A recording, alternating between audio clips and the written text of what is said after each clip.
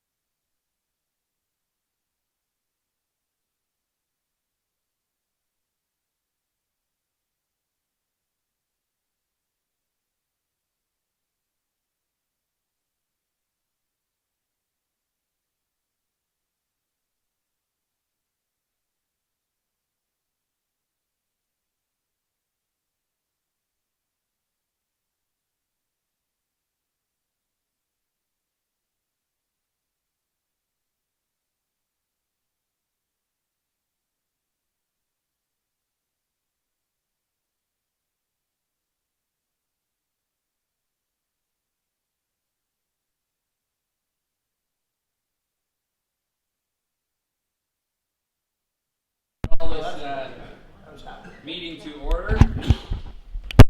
Call the full authority to order at 9:05. And I'd like to remind members that, and staff and guests, that the meeting is live streamed on our website and will be archived along with the official written meeting minutes of the meeting. And as such, comments and opinions expressed may be published, and any comments expressed by individual board members, guests, and general public are their own and do not represent the opinions or the comments of the full authority or the NPCA board of directors. So just a caution, members, it does remain on in the public realm because it is live streamed and recorded. Okay, the first order of business then is probably to ask members to turn the audience to turn your cell phones to vibrate, or just so they don't they're not audible and they don't disrupt the meeting.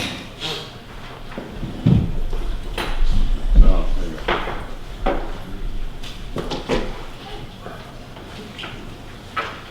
So, members, I'd ask you if you have any declarations of conflict of interest on any item on the agenda. And seeing none, Lisa, note of that. And then I'd ask for a motion that the agenda for the full authority meeting as presented be adopted. Nikki? John? Any changes? Seeing none, then I'll call the question on that. All those in favor? That's carried. Thank you. So, members, the first item of business is an opportunity for the board to recognize a member that has served. Recognize member B. Kenny. B is here with her husband. Would you come forward for a minute? We'd like to give you a little expression of our appreciation for your service.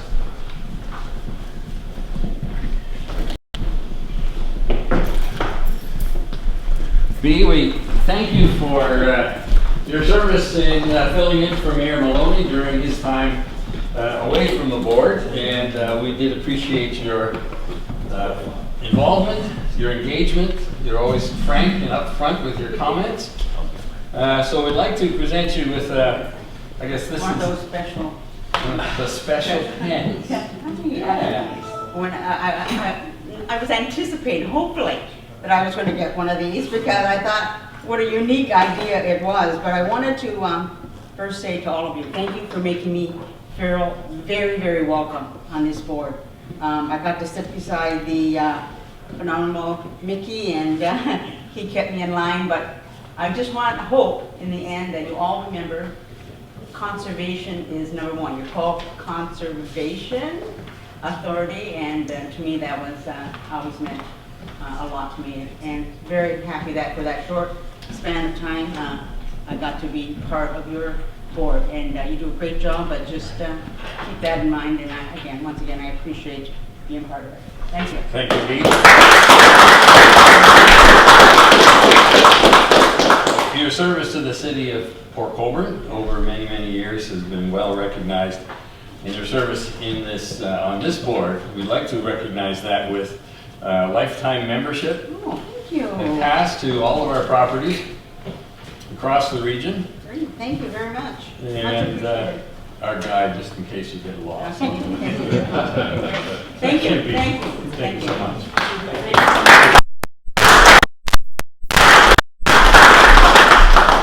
And while I'm standing, there's another recognition we want to make here today to a special member that has served the Conservation Authority for many years. And I'd like to read a little bit of what we have as the legacy, I guess the record. Oh, pardon me, Dee. And perhaps Mayor Maloney, you can help me present this to B. Kennedy. Where do you want? I think that this is probably a good spot. Great.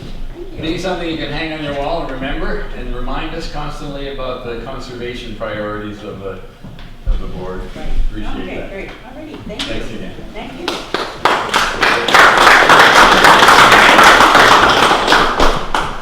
So I'd like to take another moment to recognize our longest standing member, Mickey DeFruscio. So it's Dominic Mickey DeFruscio. We rarely use Dominic Mickey, but I want to take a minute to remind the board and the general public of the service that you have provided to the Conservation Authority over many years. Mickey was first appointed by the city of Thorold in October of 1993 and has been an active member of the board of the Conservation Authority up to the present, having an excellent record of attendance with just 3 meetings missed from 1993 till today. That's excellent record. During his tenure, he has served on in numerous capacities, including the development of the Welland River Watershed Strategy, served on the Niagara Water Quality Protection Strategy, and was an active participant on the Natural Environment Advisory Committee. He chaired the 12 Mile Creek Restoration Steering Committee and sits on the St. John's Center Conservation Area Steering Committee. I don't think Mickey ever once missed the opening of the St. John's Trout Pond, and we appreciate your commitment to there. Mickey often tells me about where you can go to watch the deer crossing out of the Short Hills Park onto the farmers' properties at dusk. Mickey really does pay attention to the natural environment and to the natural assets of the region. He has worked, so Mickey, going back a little bit of history, Mickey worked at the Ontario Paper Mill Company, later named Abitibi, now called Resolute, I think, and was the president of the International Longshoremen's Union for 27 years. Born and raised in Thorold, he served in the Canadian Armed Forces during World War II, 2 years Reserve Army, 2nd and 10th Dragoons, and 2 years active in the Royal Canadian Dragoons. His hobbies include gardening, fishing, hunting, shares a hunting camp in Manitoulin Island, enjoys cooking homemade pasta, sausage, and cheese. His gardening specializes in the raising of the monarch milkweed variety. We've all shared in some of Mickey's seedlings over the years, and we just a couple of plantings. Mickey was in Port Robinson last week when we did one of our pollinator garden plantings, and we have one in the garden in at Balls Falls with Mickey's seedlings in there. So Mickey, a dedicated conservationist, and as a Thorold representative, Mr. Dominic DeFruscio is committed to help protect all conservation areas in Thorold as well as the Niagara Peninsula. And Mickey, as he prefers to be called, is is accompanied today by Elizabeth, taking pictures, and his son, and has joined Mickey on many occasions. So Mickey, on behalf of the Conservation Authority Board, and in recognition for your long service, not that you're retiring anytime soon, Mickey, we want to give you a recognition that we present at our gala to special award winners, but we felt especially deserving for you today. So we want to present this paddle on behalf of the senior management, staff, and volunteers. We honor you with the Canadian handcrafted paddle in recognition of your extraordinary dedication, passion, and contributions to the NPCA as a member of the board of directors for more than 2 decades, and in celebration of your 90th birthday. That's really what we're recognizing, Mickey. Thank you so much for your contribution.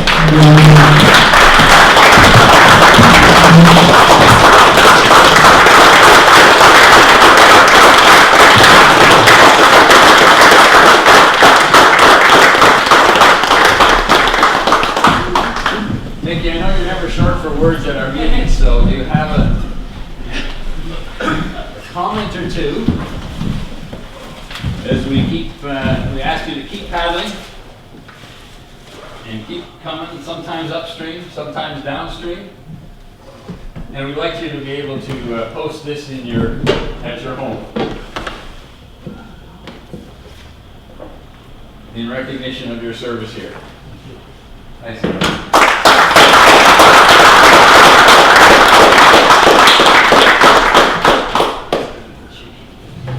Well, it's been a long haul, but you know, this authority has so many people that deserve more than me.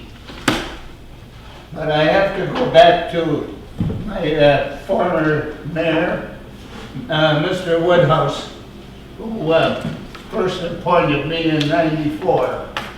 And since then, I went through 5 mayors.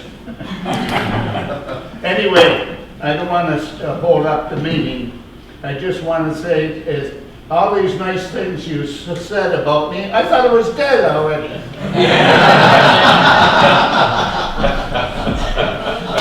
Anyway, I want to thank the authority for these generous gifts. And I hope I can stay with you the end of my mandate. We'd be pleased to keep you, Mickey. Anyway, thanks for everybody, and I have to say we've got a wonderful staff. Everybody shows me a lot of respect, and I appreciate that, and I thank you. Thank you, Mickey.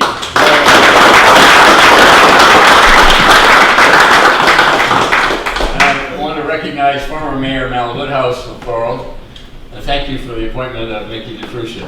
We would not be the same without that appointment over these 20 years. I know a superstar when I see one. Thank you. Ted here? Ted is not here, I understand. He was trying to make it, but Well, maybe he's still looking for us. I have to thank him also. Thank you. He appointed me twice.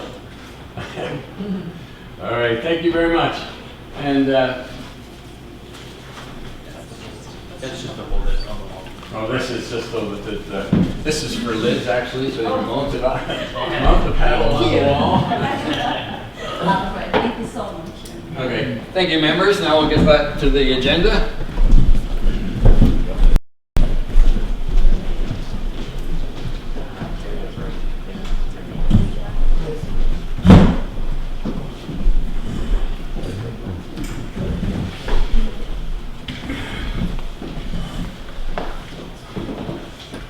Well, Mickey, we're ready to continue.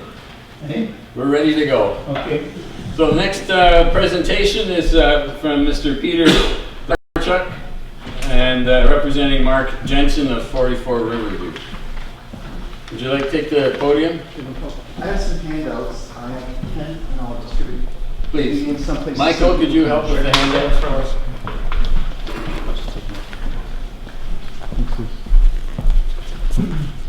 Bruce said, my name is Peter Mark. Excuse me. I work for Royal LePage. Just so you're on. Oh, sorry. Yeah. And my client, Mark Jensen, is attempting to sell a residential building lot, 44 Riverview Boulevard. And I wanted to say a couple things. We've been at this a little while, and so we've had contact with the NPCA. And I would like to thank everyone I've had contact with and who's worked with me, just in terms of their level of professionalism. It's world class. Everyone's been more than helpful, even to this last time here for the presentation. Michael came in and said everything, and there's really a feeling I get that you're supporting people in the Niagara region. And there's another category I'd like to thank you too. It's just giving you a mandate. I have relatives in the States, and we go down there, and they live by the beach, but we can't get to the beach because there's private ownership, and they even own out into the sea, and so people can't even drive their boats close to their properties, and I find that so frustrating. And I think the work that you do is so important, right? Just in terms of protecting the Niagara region, and it's thankless work, I think, because there'll be people walking along these paths or in these areas that you've protected, and they won't be able to thank you, but it's you that's put it in place for the present and future. So thanks so much for that. The property we're talking about right now, it's under your jurisdiction, but it really fits into more of it's a residential setting, and I'm going to show that right now. So this is the front shot of the property of the lot. Located, this is the map. It's a busy intersection, Glenridge and Glendale. The Penn Center is right there. If you've driven down Glenridge, you know there's a lot of commercial activity, a lot of commercial properties. This is another shot of the property. It does slope down. It's backing onto 12 Mile Creek. You can't see it in this picture, but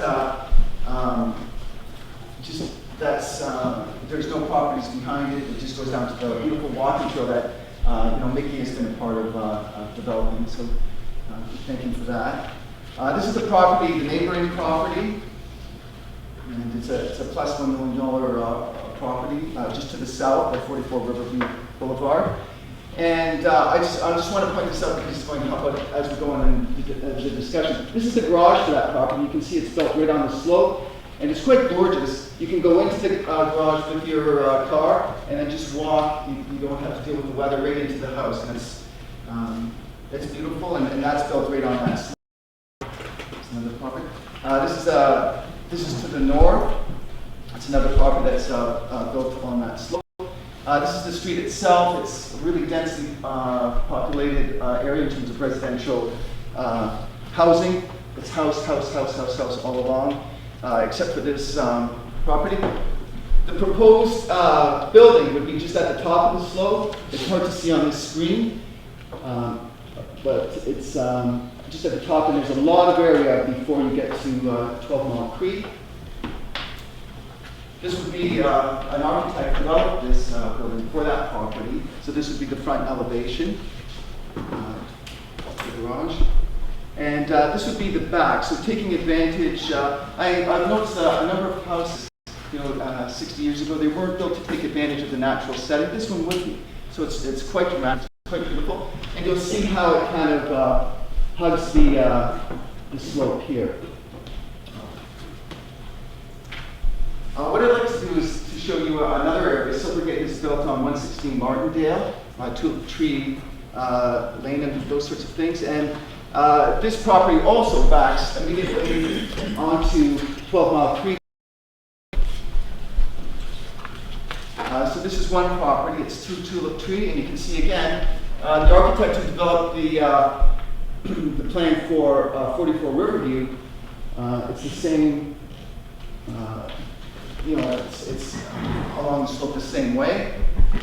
This is another house on Tulip Tree. So again, the 12 Mile Creek is immediately behind it, and you can see the house starts right at the top of the slope. It doesn't. It's not even really. There's not really a top area for it, except for the garage is on. Okay, and a famous builder and in Niagara. Mark Bassiano built a house on Craigland Terrace. And this is again on the slope. It's just down the street from 44 Riverview Boulevard. And you can see it's quite a massive, gorgeous place, 3-bay garage.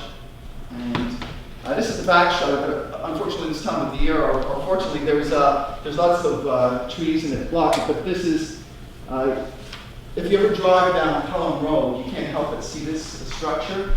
It's beautiful, and it's just all along this slope, the same slope that 44 Riverview Boulevard is on. I wanted to show you pictures of this. These are helical screws, and probably a lot of people are familiar with it. I talked with some people this morning, and they were more aware of it than me, and I think they're formal trainings in engineering, and so they would be. But these go into the ground, and they go right into the bedrock, and so even if there is any problems with slope stability, anything you build using helical screws doesn't affect it. There's a company in Niagara that uses those, and they said, you know, I don't know why they have the number 100 years, but they said, you know, for a century, there's, you know, they guarantee it. And then we're back to 44 Riverview Boulevard. And so my goal today, well, what I'm planning is happening. People want to move to Niagara, and as you know, the real estate market is very hot because there's not a lot of inventory. There's not houses for them to move into. So we get a lot of interest in the lot, and when the people contact the Niagara Peninsula Conservation Authority, again, they find the same friendliness, they find the same professionalism. But on the first page, this is a response from Dan, who's been very helpful also. And she's just going over the information that the NPCA has. And so what I'm trying to do is update that so that we can have the proper response for people who are calling in.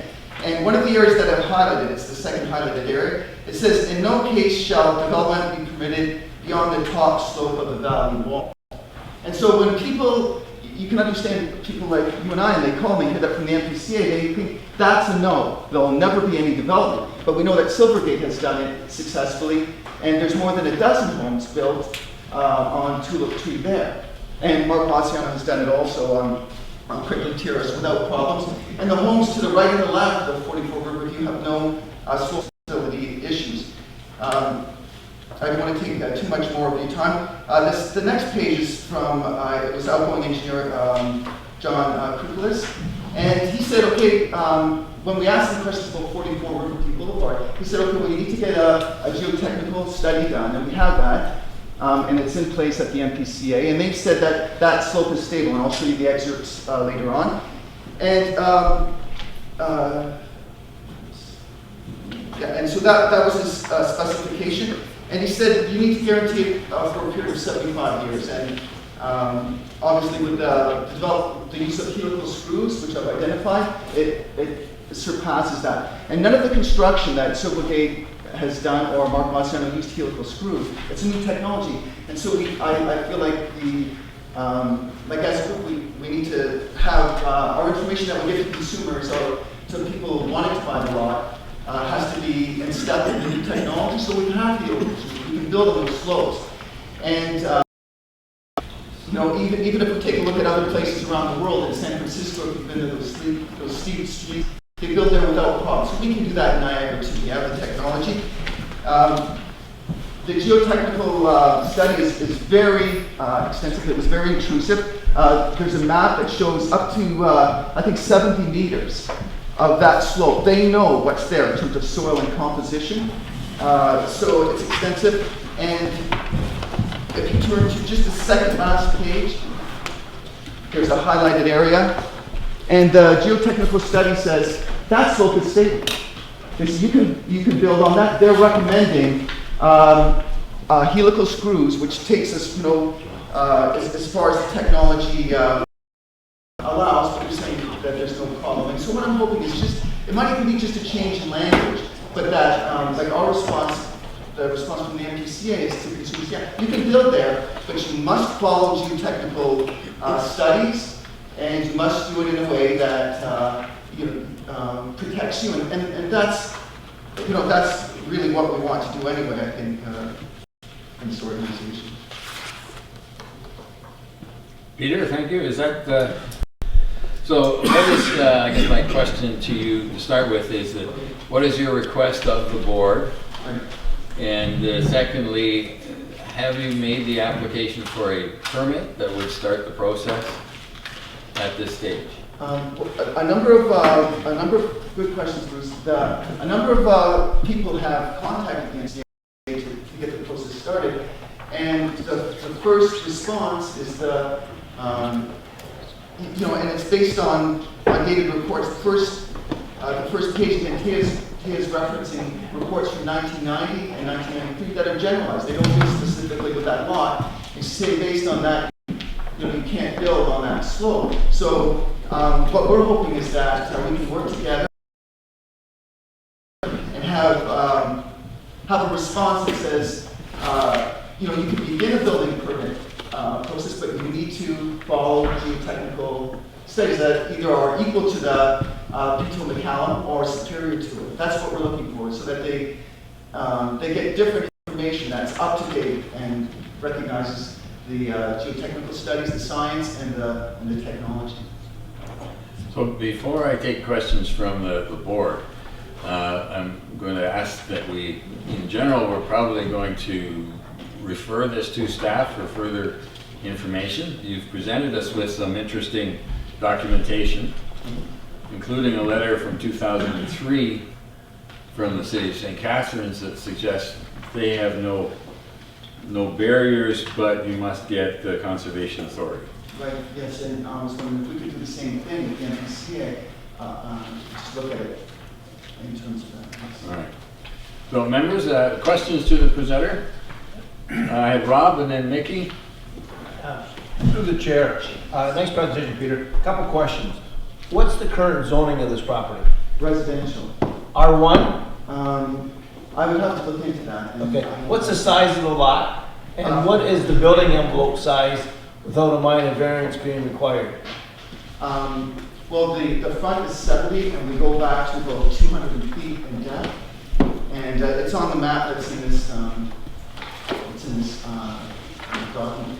And, I guess, in terms of what we can build on there, it's a percentage of the size that we have. We've had builders come in and they talk about 1,800 square feet. That's what, but in terms of, what the city has told us, I don't have specifications. I can get back to you. Well, what is the depth before it does slope down? Like, we're talking yeah, 40 good feet? question. Yeah, there's, I think it's, I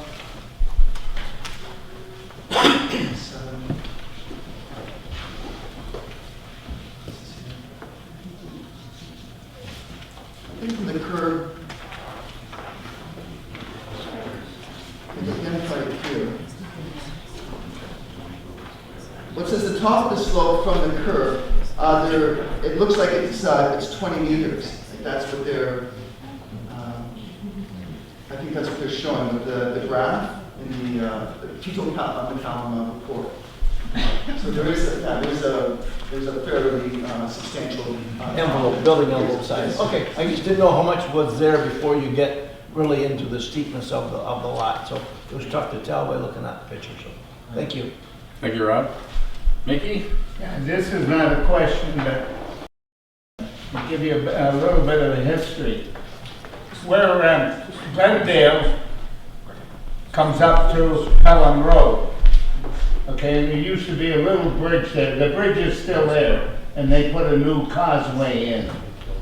On the left-hand side, going south, on that slope when they were working there, I don't know who gave them the permit, but I know that the conservation was against it at that time. I wasn't on the board yet, but I remember they built 2 houses. I don't know who gave them permission. There was a big storm that fall. And guess what happened? The foundations on that 2 houses were damaged so bad that they had to take the houses down. It wasn't safe for the people within.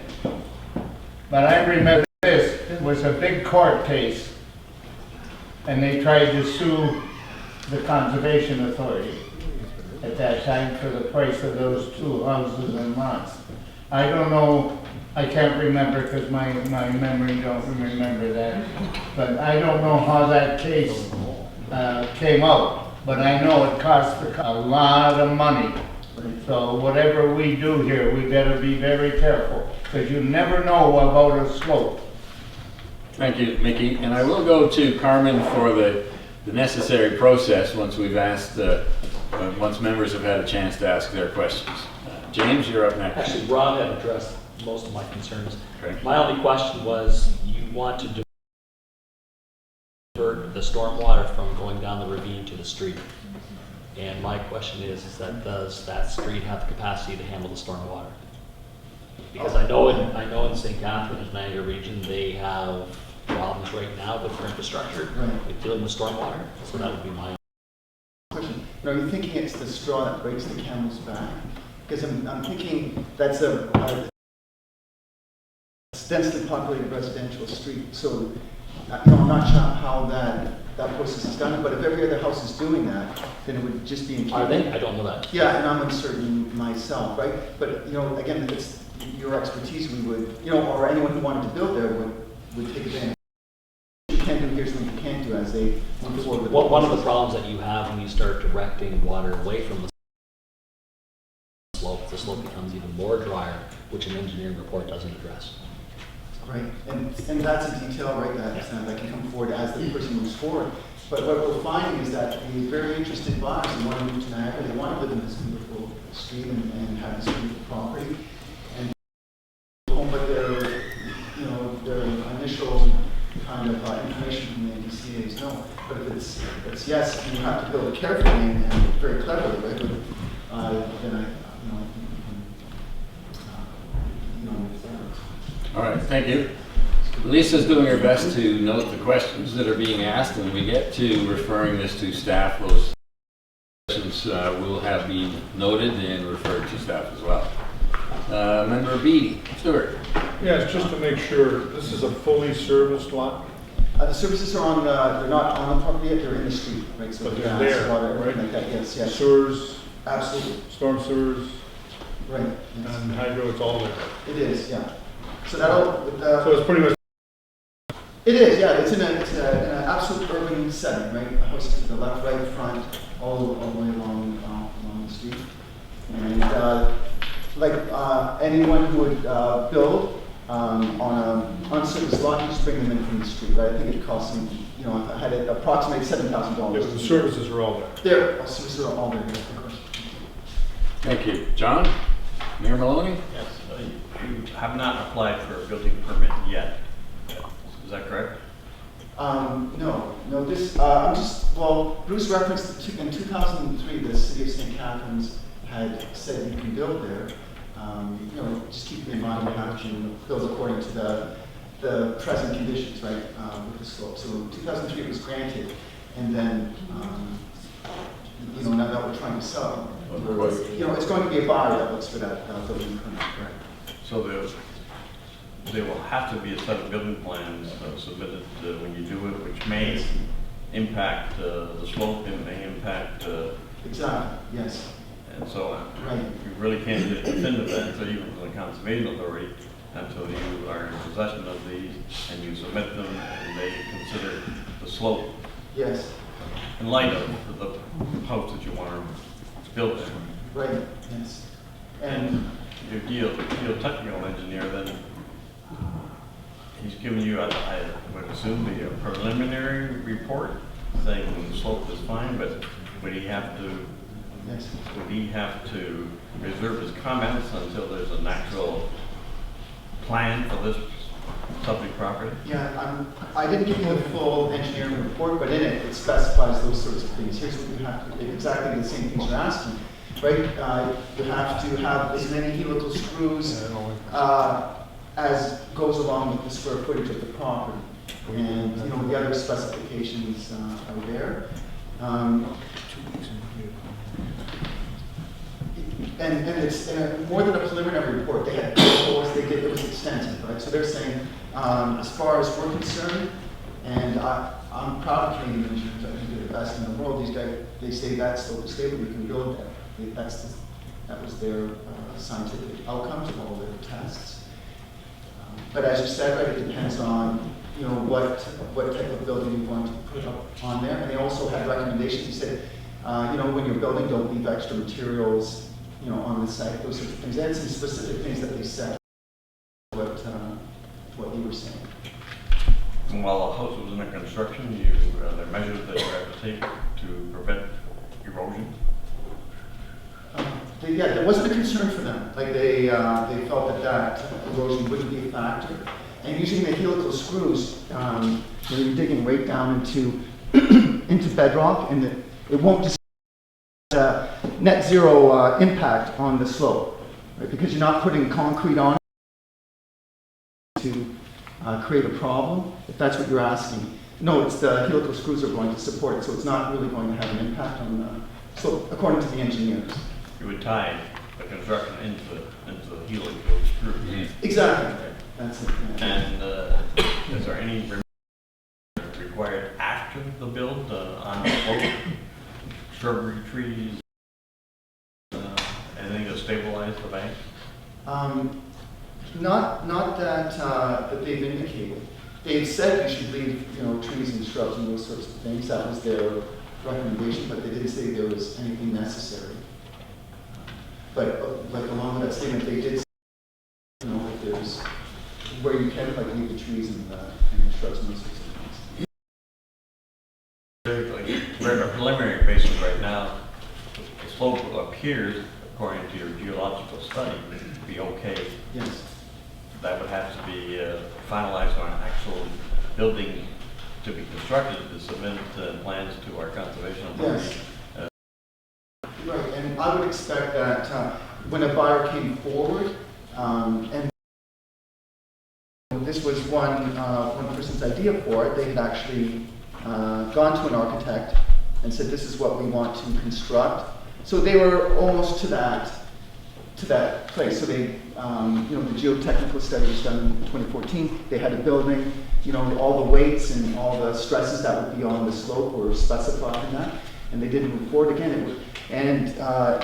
You know, the challenges, they feel like they're going to get a no, and that they would do the presentation and it would still be a no. And that's kind of the feedback that I've gotten from buyers. So again, I just like to work together and say, yeah, like you can build, but along with your concerns, right, that you want this all addressed.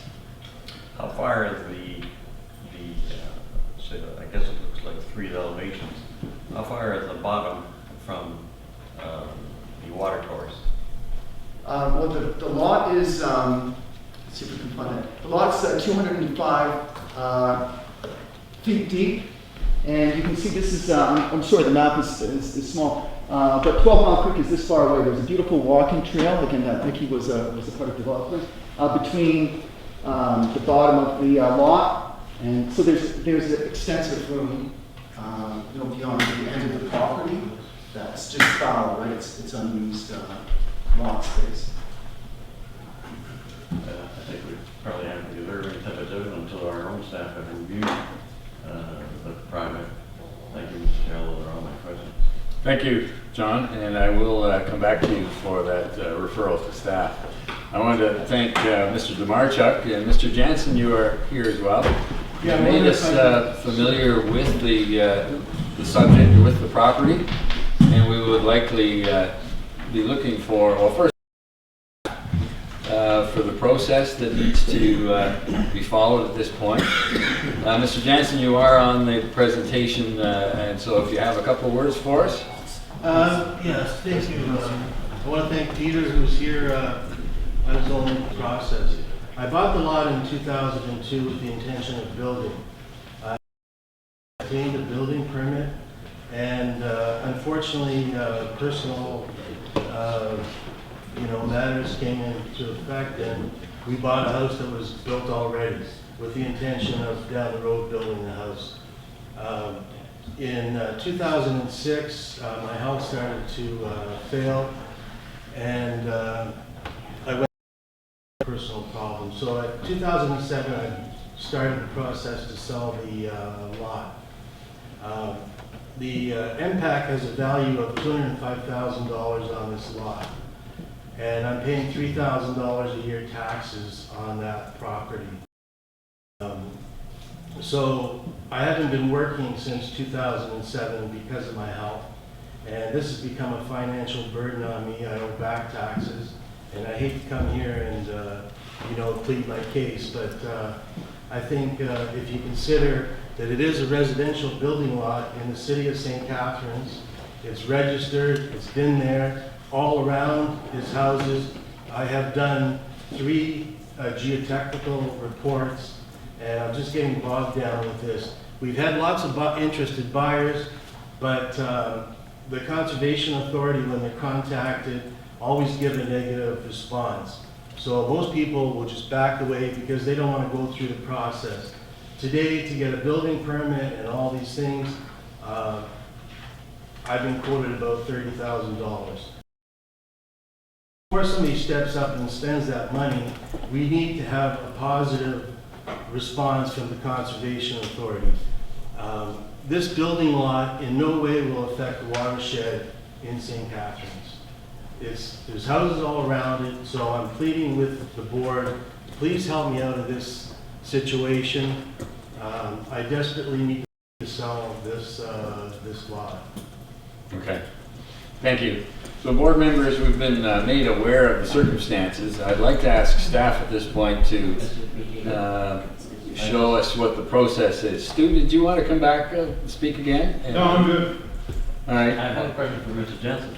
John? I find it interesting that you had 3 geotechnical reports. Why are you required to obtain 3? Well, in 2002, when I bought the lot, I had one done at that time. And then, I had 2 done, and there was 1 done previous, before I bought the lot. So we did an update, I think that was 1989. So there's a long history. This lot is stable, and the neighbors are built on this lot. There's examples where you have approved building all across the city, in a similar situation. All 3 reports were positive? Yes, sir. Yes, sir. All 3, they've been presented with all 3. They've been part of How old is the most recent study? the 2014. Thank you, Mr. Chair. Thank you, John. So members, I'd like to ask staff to give us a little update on the process, and then perhaps I'll go back to you, John, for a motion to refer the issue. Okay. Carmen? So first of all, I'm going to refer to Peter Graham, our Director of Watershed Management, for a professional opinion, as he is the engineer, on the examples provided of other places. But before I do that, I want to respectfully to Mr. Jensen and Mr. Demarchik and to the Board of Directors, we've had a lot of discussion, which is okay, in pre-consultation. However, as you heard, as Mayor Maloney has asked, there has been no permit application. And so here's the process. We will engage with landowners or prospective buyers, and we will tell them the parameters, as per the legislation, whether you can build there or not. And that's pre-consultation. And we'll indicate what type of... Excuse me. Yeah? Could you stay for a minute? Okay. Thank you. Carry on. Okay. So we have the pre-consultation meetings, and we identify the parts of the legislation that a proponent would have to meet in order to get a permit. However, it's required that you submit for a permit application. Then we will be providing, and we will request what we require to make an informed decision. Once we do that, we may or may not recommend issue a permit. Sorry, we may or may not issue a permit. In the event that staff believe that the permit application is not in compliance, then the proponent can come to this board and ask that you issue the permit. And that's our process. So right now, I would respectfully submit we're out of process. We need to have a permit application and thus we do the work. However, we've told the proponent the likelihood meeting the conditions is the probability is not what we wanted to tell them up front. What I hear is being asked is that we provide a letter so that there could be a sale to another individual who has it pre-cleared the land. And that's just not our process. So, so that's our process. We haven't received to formally comment on it. So that's part one. Part two, you were given examples of other areas in St. Catharines, and I'm going to refer to Peter. Just before we go, Rob, did you have a question directly to Carmen? Yes. Oh, please. Carmen, for this, what would be the cost of the outlay and the component this ball rolling? Like, is there $2,500 or if he was, like, what is his commitment? I'll refer to Peter. Okay. I can speak to that. So thank you through you, Chair. I just wanted to thank Mr. DeMarchuk as well for the presentation. Thank you for that. And I can certainly, with Mr. Jensen in terms of the landowner wanting to sell the property, just to reiterate our CEO's comments is that, again, we have to respond to applications. And then we, of course, staff have the obligation to fulfill and look at any application up against our existing policies. So that's our obligation. But I did want to make a comment. Thank you for the presentation. Peter, to the question about the cost of a permit. Yeah, and if I can answer it as a whole, definitely make sure I answer that question. Sorry. I did want to make reference to the properties, the other examples that are noted there on Tulip, for example. On 12 Mile Creek with the slope, there's a valley wall, which is basically at the physical top, which is where this 44 Riverview Boulevard is located. And then you have actually go in, there'd be like a tableland, and then there's some additional slopes within the valley wall, which is those examples. So it's very uniquely different than the example that we have here. And it's that slope along the 12 Mile Creek that NPCA would. So those are very, very distinct and different examples. As well, I believe those homes are all pre-2006 before our regulations came into effect. So just wanted to differentiate those examples. And I may not have all my facts with the pre-2006, but I did want to make sure the point was raised that those are within the valley wall. Thanks for your question, Member Shurton. It'd be $1,380 fee in terms of when they submit the application. Thank you, Peter. Mickey, one more question, then I'll go to John. If hopefully we can refer to staff for a report. If a permit is allowed, we got to be protected. So there should be a clause in that permit that if anything happens, we're not liable for anything. They're doing it at their own risk. Fair enough. Thank you, Mickey. Members, there have been a number of questions raised by members. The owner has a couple of questions as well. And we've heard the process. Subject to any application, staff cannot really process or provide any permit. But I would ask if we refer it to staff for some comment or report on the questions raised in the process. And then perhaps by next month we'll have either a response or perhaps an application that we can, staff can say is underway. So, John, would you feel comfortable referring this matter to staff for a report? If I'm Zach, I'm not sure what staff can consider until we have a formal application or some formal structure being suggested. I'm very appreciative of the concern of the owner to have some direction on whether it will or not be granted, but I don't think we should be Okay. position to comment on something that we've got nothing to comment on. And I don't want to leave him up to Garden Grill and that he would be given a false sense of the security that a permit will be issued. It can't be issued until there is a formal construction drawing permit. And I was, the value of the property would be significantly higher if a individual had a clear permit. And so it's certainly Okay. appreciate the concerns of the owner, but again, I'm not prepared to make a proposal or resolution until such time as we can give them a definitive answer. All we can give them is a preliminary. Yeah, it looks good, but we can't give you a final approval, and that is what I think a proposal first or would want. All right. Well, the alternate is a resolution received presentation. Carmen had a suggestion of further process. Mayor Maloney has captured my comments. Their staff would be have a difficulty responding without a permit application. We require a permit application. Once we receive the permit application, we would then comment to the permit application.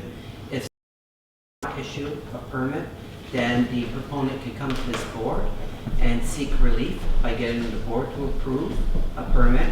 In the event that the board refuses, then the proponent can take it to a hearing, and we have a hearing procedure. So I would submit respectfully, in concurrence with Mayor Maloney, we would need a permit application and provide formal comments. Okay. No, sorry. John? I would just move that we receive the report. Thank you. Do we have a seconder to receive? Brian? And members will be aware the questions raised are noted in the minutes, and they will be attached to the file should an application come at some point. So I'll call the question then. All those in favor? That carries. Thank you.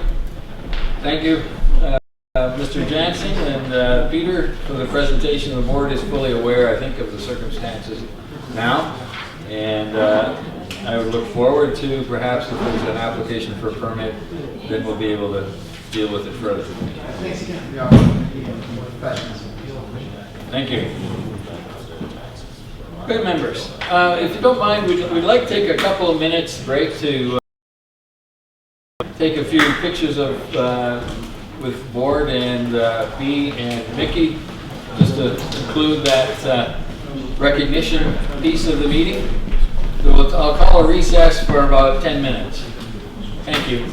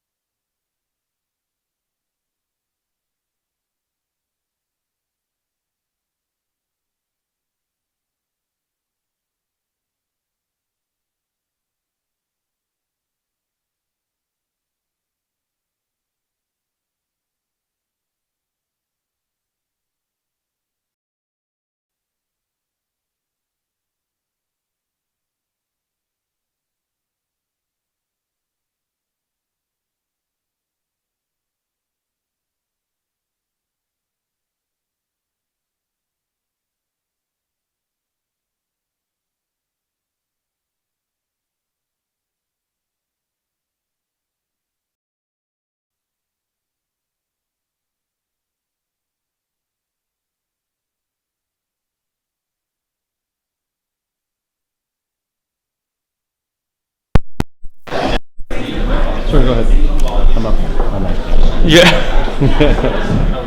It's one of the issues with live streaming and eating cake. Yeah.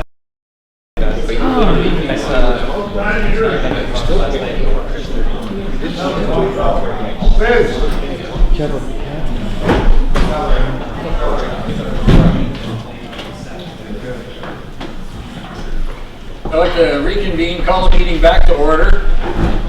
And the next item is the minutes of the full authority board meeting of July 20th.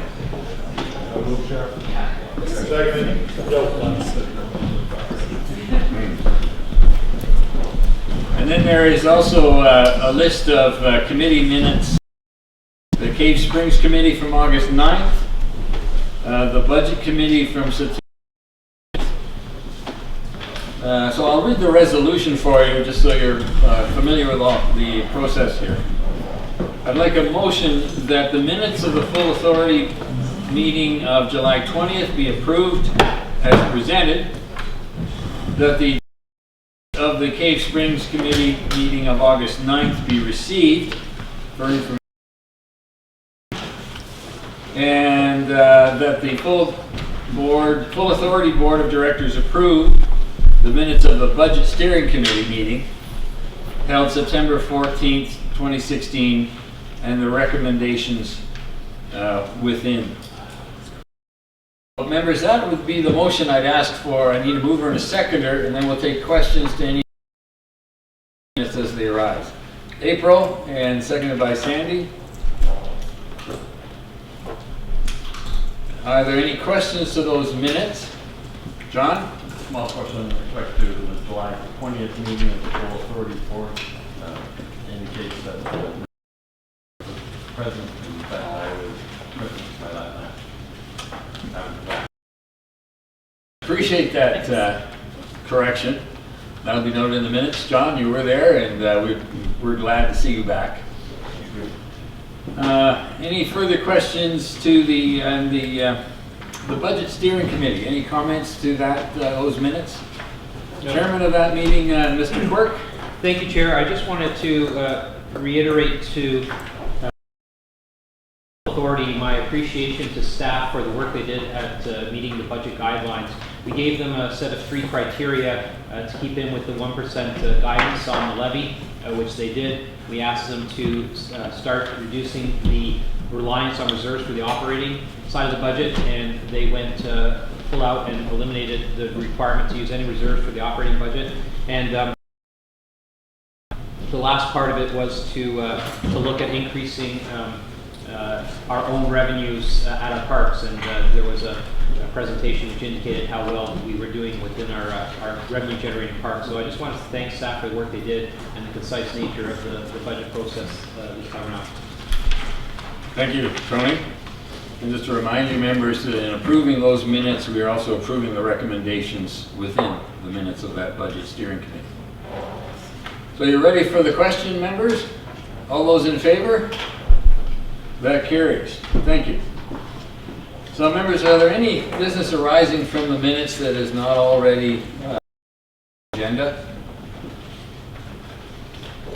Seeing none, then given that we have no correspondence to receive this month, I'll go with the chairman's remarks. It'll just take a couple of minutes. I was pleased to participate in the Citizens Liaison Advisory Committee meeting of September. And it was a good meeting. There were a few members missing, and that's unfortunate because there were some good presentation made on the policy review issue.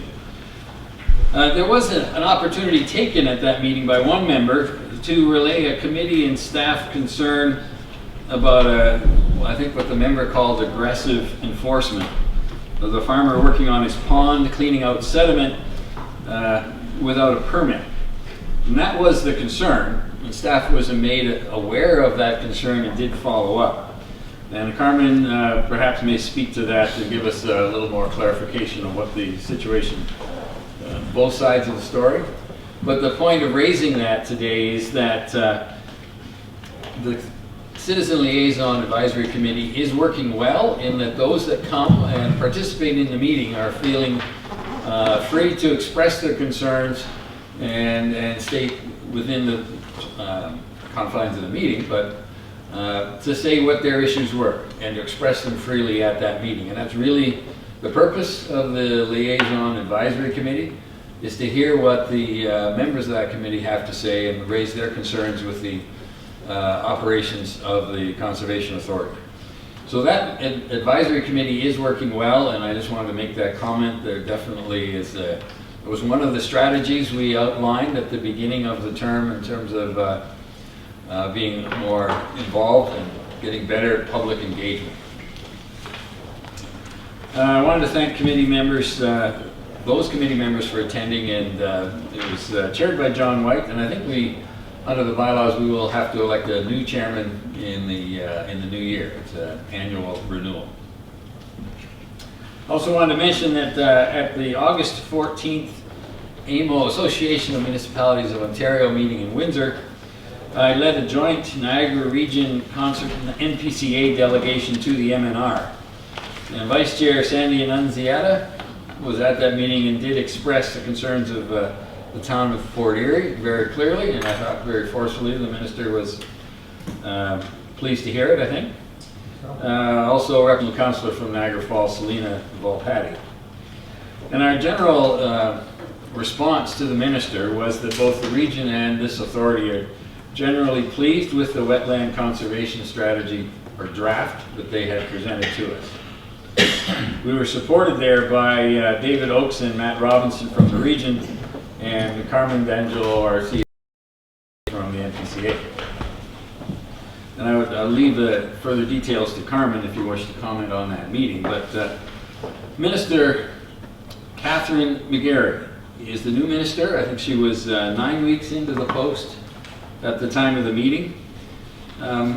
Parliamentary Assistant Eleanor McMahon had been the lead on this project of reviewing the Conservation Authority Act and the wetland policy, but has now been elevated to a different ministry as a minister, a member of cabinet.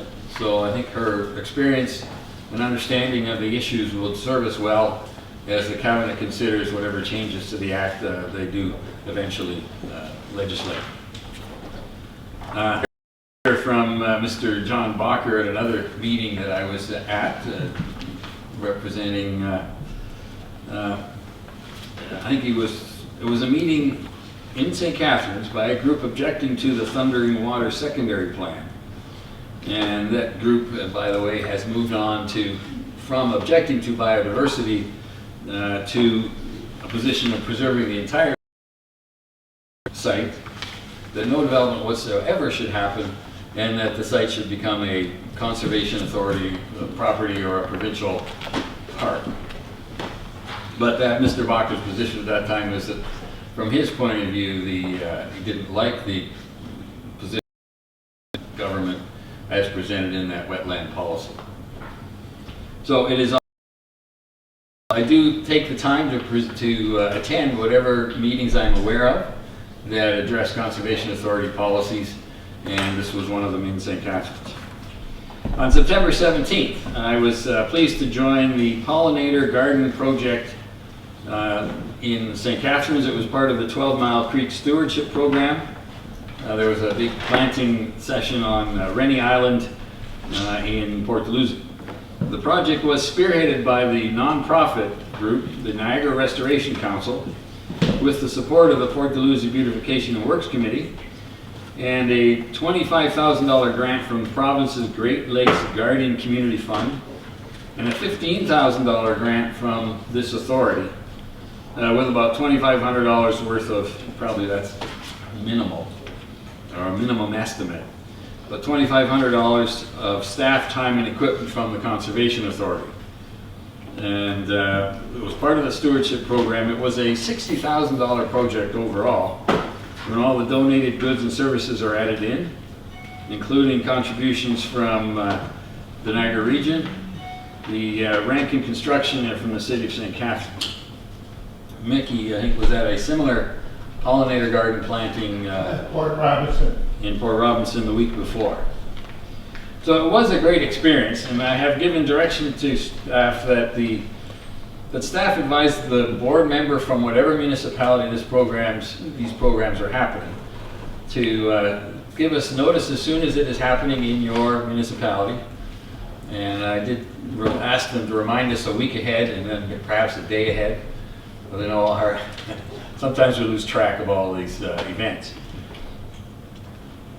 And just to comment that as a board, we often get caught up in the issues of regulation, which is a bigger part of our responsibilities, just like today's presentation. We spend a lot of time telling people what they can or cannot do. But I find it very satisfying to get out and be part of a restoration project and part of our environmental stewardship function. I encourage members to take every opportunity to do so.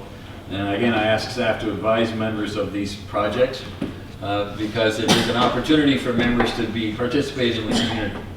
We had, as a result of all the partners, we had 200 volunteers on that island on that one day for 4 hours, and the entire project was planted within those 4 hours. We had Regional Conservation Authority staff there, the Niagara Conservancy, Niagara Restoration Council staff led the project, and the city staff was there as well. It was a very good opportunity to present the work of the Conservation Authority in the area of restoration and stewardship. A happy break from the roles of regulation. So I invite members to participate whenever possible. And with that, members, it's been a long, I guess 2 months since we had a meeting, so we have a little bit of catch up to do today. And I'd ask, with that, I'd turn the floor over to Carmen for his comments. Okay, thank you, Chair. So the first thing I want to talk is staffing.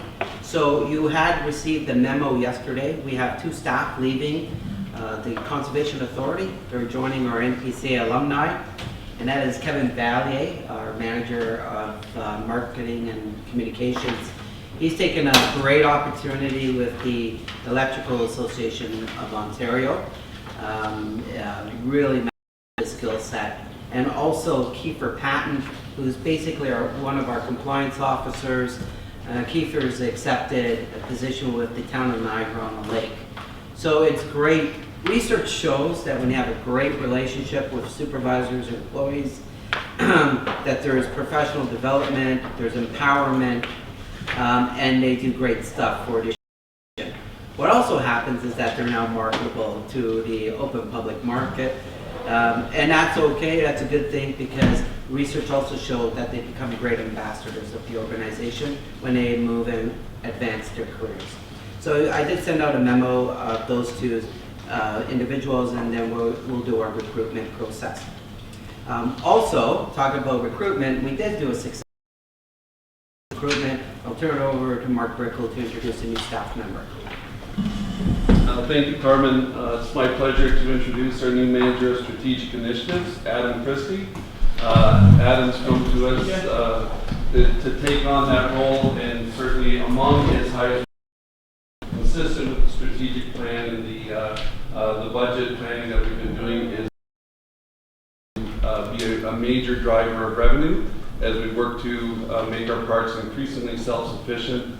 We're moving in a great direction. Adam's already brought great energy to the strategic initiatives group and team, and we really look forward to work. But he's already been out there meeting with a number of potential partners and stakeholders, and people who want to partner with us to do all kinds of things.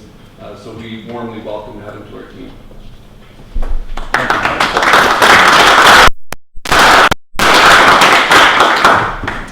Okay,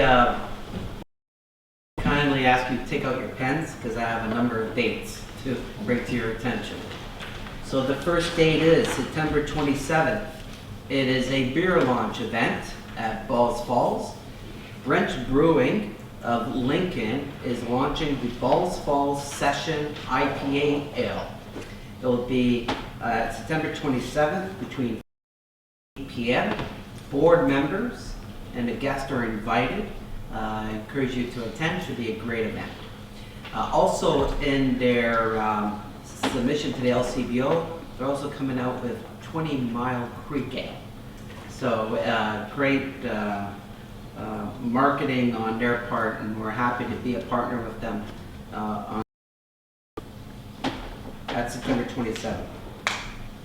October 6th is our vendor appreciation dinner for the Thanksgiving festival at Falls Falls.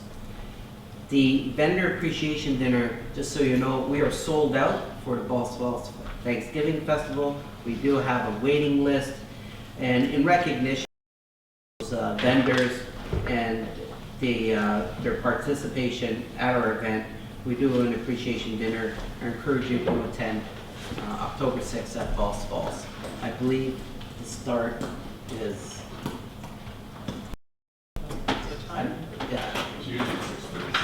6:30. Thank you. And are asked if you would like, you can bring a guest also.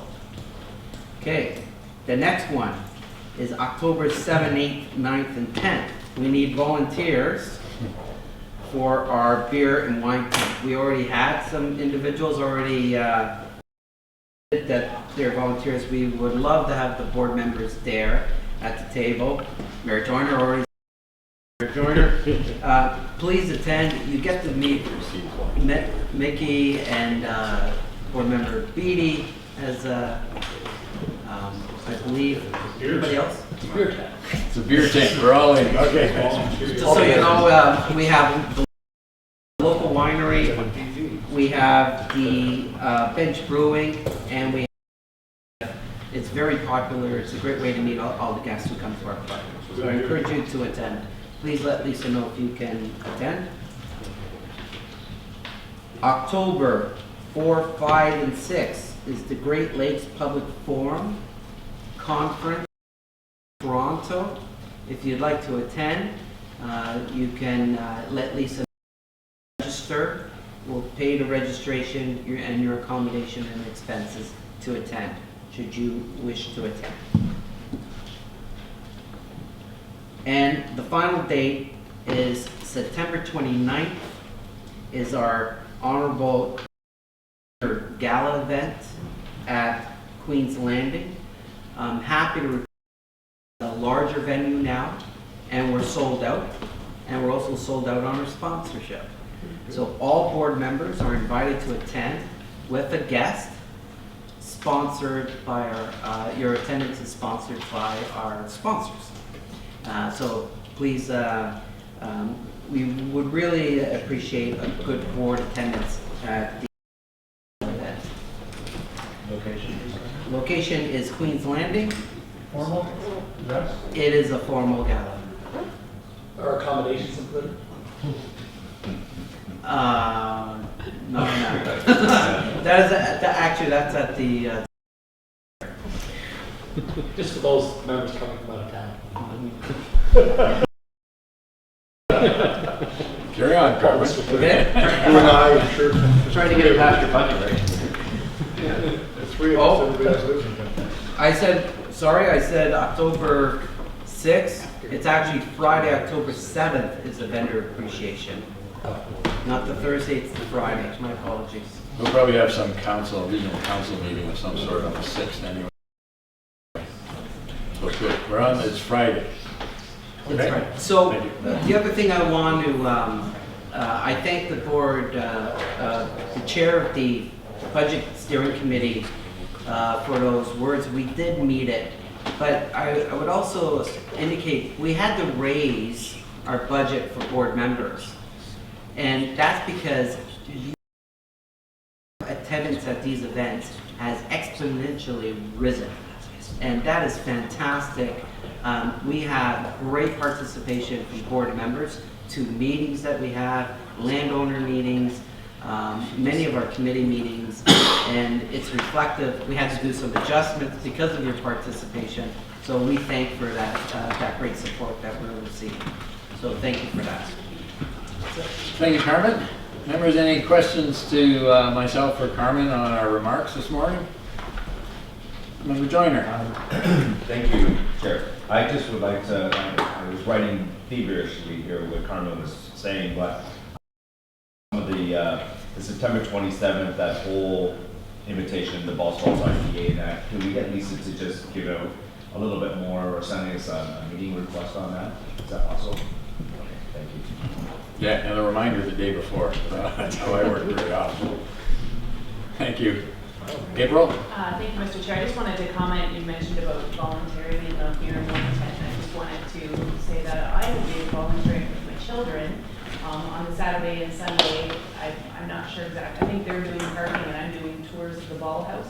But I was going to say for anybody with young kids, I think they're still looking for volunteers, and it's a great way to get those volunteer hours. So I know the emails that I'm getting is they're always looking for volunteers. So that was kind of our plan, and I think it's a great experience all the way around, and then we can help the conservation authority. So it qualify for the high school volunteer Yes. hours requirements. Yes. Okay, thank you. Mickey?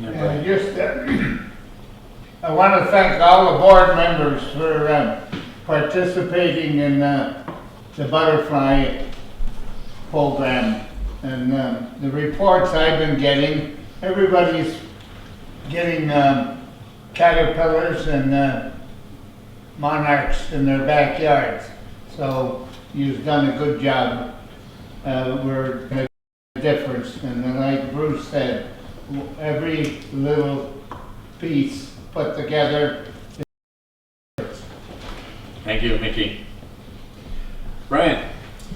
The fact that we have developed this community liaison advisory committee, etc., I think is a story worth telling, and perhaps through communication we have some presentation through Conservation Ontario or some organization in terms of the conservation authorities around the province as perhaps an example of best practice.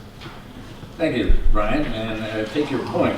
Carmen has been looking at the reviews of the Act, and I think we have some of those actions we have taken adopted in that review as best practice, and that one specifically, the Ministry's drafts and reviews of the Conservation Act.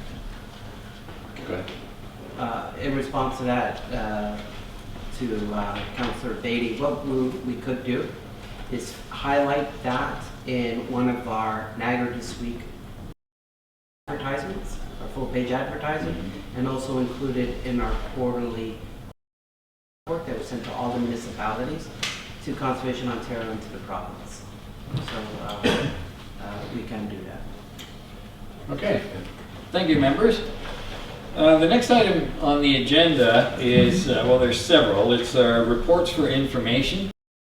As we have done in the past, I'd like to ask for a motion to receive status reports on the watershed, status report 86, operations status report 87, corporate services status report 88, and the trees and forest conservation status 9, financial monthly update report 90, and the Bill 100 supporting Ontario Trails Act report 91. Members, do you have questions to any one of those reports? Stuart? So moved. And a seconder, Doug Joyner. Then all those. Are there any further questions? Then I'll call a question. All those in favor? That carries. Thank you. So the next item then is, sorry gentlemen, I know staff had some interest in some commenting, but we have an agenda that we want to get through by noon if possible. On municipal drains,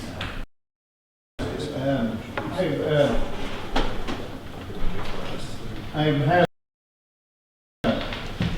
some people ask me about on not Cottonmire Road, but Hurricane Road, that they're getting flooded. I don't think Farrell has somebody in charge of the drainage. I don't know about that, but he's getting quite a bit of damage in his apple orchards. Okay, we'll make a note of that concern. His name is Paul Daniel. Okay, I know Paul. All right, staff will take note of that. I don't think we have any answer for you today, Mickey, but thank you for raising it, and it'll be noted in the minutes. All right, then members, moving on to the next item is a report for consideration, Ducks Unlimited Partnership Report number 92. Member Quirk. I move the report. Well, the recommendation is that the NPCA continue to partner with Ducks Unlimited Canada for the construction of wetlands of mutual interest through the approval of the 2016-2017 Memorandum of Agreement, attachment number 1. So that moved by member Quirk, seconded by member Hodgson. Any questions to that report? Any comments staff wish to make on that one? All right, members, I think we're satisfied with the progress being made, and I am personally pleased that the partnership with Ducks Unlimited will continue. So I'll call the question. All those in favor? That carries. Thank you. The next item, the Great Lakes Sustainability Fund Agreement, report number 93. Mover and seconder. Any questions to the report? Mickey, you want to move? April? Yeah, thank you, Mr. Chair. I just had a question. It was mentioned in here about the phosphorus, and yeah, it was on the second page of the report, best management practices and farm practices. A particular focus will be on subwatersheds identified as contributing very high phosphorus loads to the Welland River. So that's just kind of a brief summary. I didn't really understand it, and I can probably talk offline, but I just, when I see that referencing best management practices for farmers, like are they looking at a change then in that, or you know, and how did we get here, and has there been consultation? I just get a little bit. Well, I appreciate the question, and I would ask staff for a brief response to that. Absolutely. Thank you for the question. Through you, Chair. Yeah, it's all kind of hinged on that 2011 beautification study that was done along the entire watershed. I guess the main point we're trying to communicate in the report is that we're trying to have a focused effort in terms of what projects are initiated that will help address phosphorus issues that were identified in the 2011 report. But we can definitely. Thank you, Mayor Jeffs. The motion. Sure. And I'll read the motion for the public consumption on because we are online, and I don't like to have these things just passed without anybody really being aware of what's on the floor. The motion by member Quirk and seconded by member Jeffs that the NPCA enter into an Environment and Climate Change Canada to accept the Great Lakes Sustainability Fund grant of $90,000 towards the implementation of environmental projects required to meet the goals and objectives identified in the Great Lakes Water Quality Agreement and the Canada-Ontario Agreement. Members, are you ready for the question? All those in favor? That carries. Thank you. Moving right along here. The next item is the Landowner Access WQMP Report 4. And that's a motion that Report 94 and the attached Landowner Accessing Monitoring Well FS-2S be approved. Mover and a seconder, Stuart and Rob. And a question?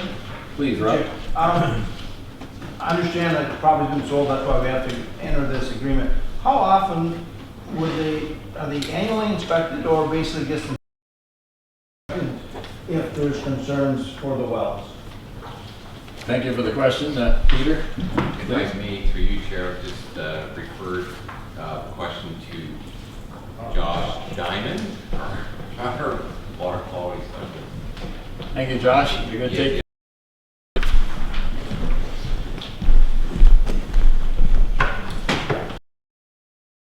Through you, Mr. 4 times a year. This is the first time a property owner has changed hands on this particular well. Okay. Okay, excellent, thank you. Brief enough, thank you. Sandy? Thank you, Mr. Chair. So we have 5 monitoring wells currently, and that includes the one that's about to be decommissioned, or aside from that one? Were you able to hear, John? Yes. Yes. So we actually have we have significantly more monitoring wells than that. But these particular 5 were put in 2005, the groundwater study that was, and so they're kind of a relic of that maintaining. 3 of those 5 are on private property, and so what we're doing, in particular with these 2 monitoring wells, we just want to update the landowner agreement. The thing that's special about this agreement is the landowner, there's 2 wells, one's a deep one, one's a shallow one. The deep one, the authority, we don't want to use, so we had discussions with the landowner about the well, which is what we were required to do, and the landowner wants to take possession of that monitoring well. So part of this agreement also entails transferring ownership of that particular deep well to that landowner, and then allowing us access to the shallow well so we can continue our studies on that property. So. Okay, so the information that these wells are generating, it's still valid, it's still relevant? Yes, and the wells are located in Pelham, and it's a very interesting area for groundwater recharge and discharge. So the more monitoring wells we have, the more information we can have about Pelham, the 12-mile peak watershed. It's very important. And as we identify wells for decommissioning, are we also adding to the inventory? So there's a no net loss with our monitoring stations, or? Yeah, and well, with this particular case, that monitoring well was never actually monitored. The one that's being, we were the deep one. It's a flowing well, and the monitoring equipment that we have doesn't work in a flowing well condition, so it was just kind of sitting there. And so what I wanted to do was decommission it and get, that was because we weren't using it, and that was a requirement. But this landowner, you can hook up pumps and so on to it. And so, but in terms of the net loss, my colleague Jamie Campbell, through his special projects program, just added 30 monitoring wells throughout our watershed. So we have more than enough coverage in our watershed. So in total, we probably have about 50 or 60 monitoring wells. We almost have as many groundwater monitors as we have surface water, which is quite impressive for a conservation authority. Yeah, that's the answer I was going to answer. Thank you. Yeah, well, thank you. Thank you. Members, are you prepared for the question? All those in favor? That carries. Thank you. Thank you, Josh. you're welcome. Okay. Members, I just want to a moment, those last 2 resolutions, those last 2 motions, the program areas of the Conservation Authority that is higher priority than others at the moment, and that really is the water quality issue. We have a significant part of our mandate is to deal with water quality, primarily surface water, stream water, lake water. And it's significant to our conservation of our natural resource and our natural environment. And also the prime source of our drinking water in Niagara, anyway, is largely the surface water from the Great Lakes. So that area is a priority part of our program. I just want to make it clear in the number of areas that the Conservation Authority has to work in. And water quality monitoring is one of the higher priorities for this board. April? Thank you, Mr. Chair. I was going to mention it in other business, but since we've spoken about it a couple of times, at Morgan's Point Park, it seems that there is a well being drilled. That's what I've noticed. So is that related to this? Am I right? Is that what's going on? Or I don't know if anybody... All right, thanks for the question. I'll refer it to staff. Josh, perhaps you're the expert on the subject matter? I believe that's the well that's being repaired, actually. There's an existing well there, and Greg might have more information on it, but I believe it's been in the works for a little while. The MOE had well and noticed that some repairs were required under Regulation 903 of the provincial regulation. And so as we do our due diligence, we actually did the repairs. Oh, that's great. Thank you. Thank you, Member Josh. Thank you, Mr. Wright. Appreciate your response there. Sandy? Thank you, Mr. Chair. I did miss an agenda item that I wanted to go back to, so hopefully we'll get involved. Under project status report watershed management, I'm looking at page 7 of 10, page 7 of the 10 report. Right on the very bottom says BAT monitoring. I just want to know a little bit more about this particular program. Is this now recently mandated by MNRF? And how will the data and the results of this BAT monitoring program be utilized, not only for the Conservation Authority, but for other planners that will be facing species of risk like the bat that just came online? Thank you for the question. Carmen, who would be best to respond to this? I'll start, if I may. Yeah. So to answer the question directly, yes, it's a new parameter that is required now of the landowner. So it is that monitoring and those requested bat studies for species at risk is a new initiative, and it will predominantly impact Niagara because we do have those species in Niagara.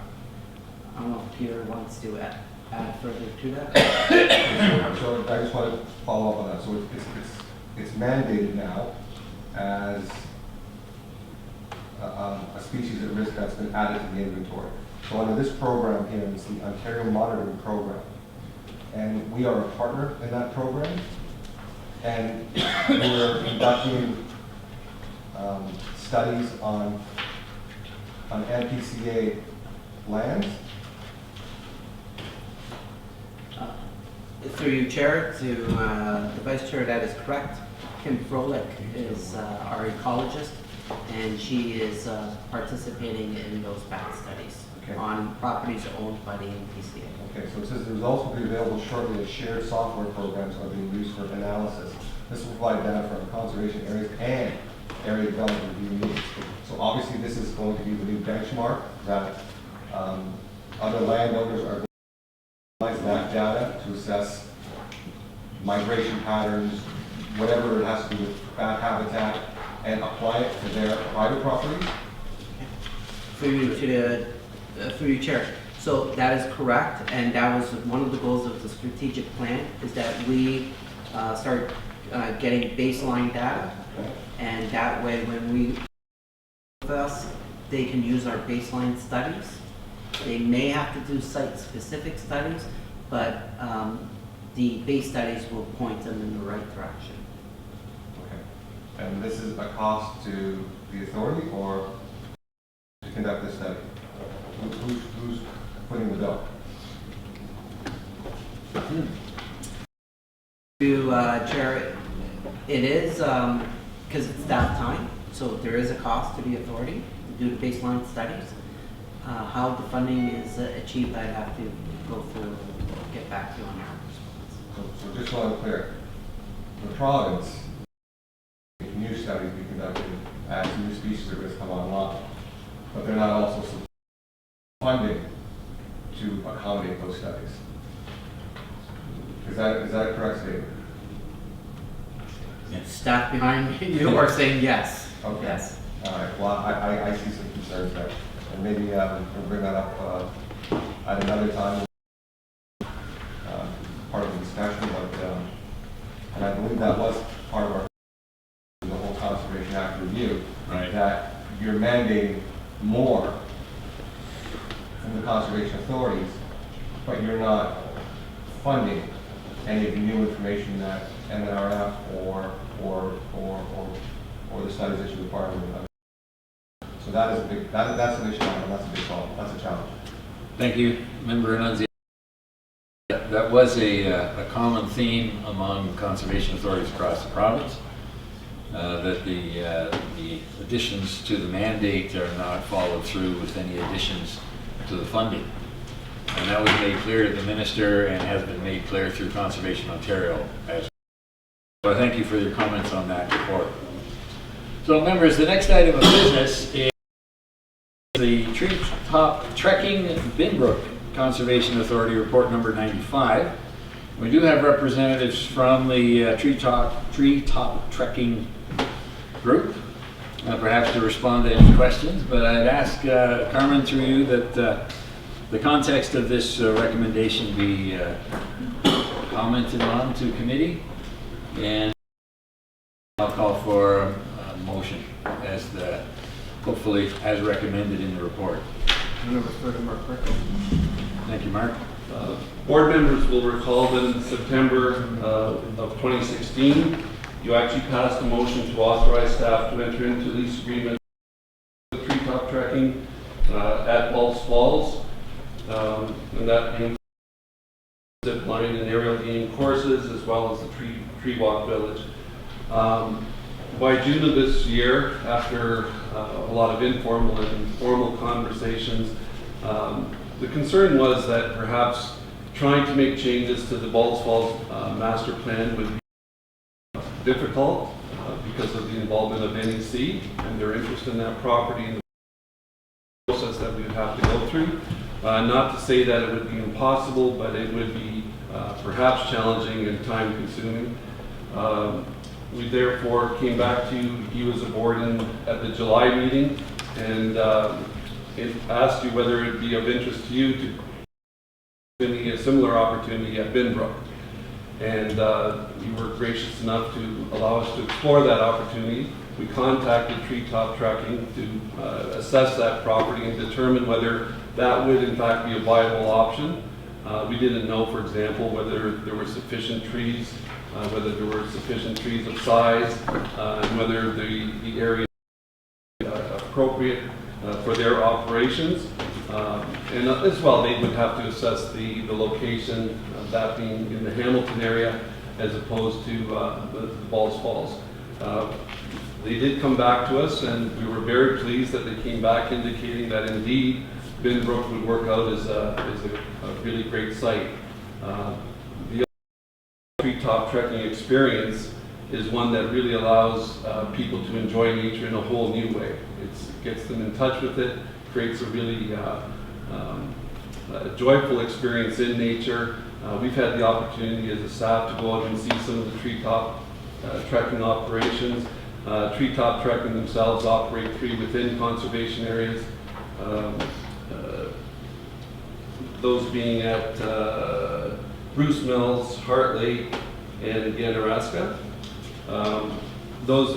All those operations have been really well received and draw all kinds of people to do it, whether it's for team building experiences, school groups, any kind of outings like that. They've been very popular.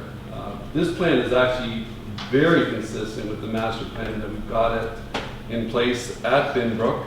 It seems to enhance that property very nicely, and with the other concurrent investments that we'll be making on that property, makes a whole lot of sense. So we brought this proposal back to you. I would note that some of the financial information on the proposal is included, but that's for confidential purposes, as obviously it's proprietary. And so if you have any questions about that, we would ask that that be dealt with in camera. But be pleased to answer any questions about this report. Thank you, Mr. Brickle. Rob, and then I'd ask the Hamilton if you had any comments. I believe you were on the tour. And then I see Rob, or Mayor Maloney and Dominic. So, through the chair, I've experienced tree top in Quebec, and very first class organization, so I'm happy that they've explored and feel that opportunity. But this is on the open, so I'm just gonna, and maybe the owners will have to maybe speak. The expectation for 75,000 by year 3 and those dollar figures that are being stated here, is that just based on past, or like that's a pretty amount, like I guess that comes by previous operations you have? Yeah, we have the benefit of having operated in Ontario for over 10 years now. So these numbers are, I would say, are actually more on the conservative side, and we're quite confident with the numbers. Okay, yeah. Appreciate that. Yeah. Thanks. Thank you, sir. If you could just give us your name, Sorry, or Mike position. STI IELL from Treetop Trekking, and this is Jamie Hester from Treetop Trekking. Jamie, welcome. Thank you for answering the questions. I have John Maloney and Mickey. Chair, through you to Mr. Brickle, the report makes reference to financial implications, provided you can follow within your disclaimer. Could you elaborate upon that? This is sort of information on infrastructure that we would be expected to install, I assume. Can you repeat that question actually? Yeah, your report makes reference to financial implications for infrastructure that is required for it to be payable by ourselves, provided it doesn't fall within your disclaimer of confidentiality. Can you comment on what our responsibilities might be? Thank you. Very good question. Yes, there are some things that the improvements that we're talking about are pretty much in line with the master plan that we already have. So it's continuing to make those investments. I guess there is one sharing opportunity, but we have to detail that because of some more recent discussions that we've had that will create new opportunities. So we'll come back to you in terms of the final plan, but the types of things that we're talking about that we have to ensure are in place include expanding the parking, for example. That's one of the costs that we would have to incur to make that happen. They're also going to have a facility through which they manage their operations. Again, we have one option that's very consistent with our master plan currently. However, we also have a new option that's developing, and we'll want to talk about the cost sharing arrangements on that particular piece. As well, some of the plans further out include, again, there's reference to in master plan to the development of an observation tower so that people can actually see out over Lake Neopanco and have a spectacular view. That's one of the ones that we're going to look at, again, depending on how cost sharing opportunities, or that may fall entirely on the treetop trekking operation.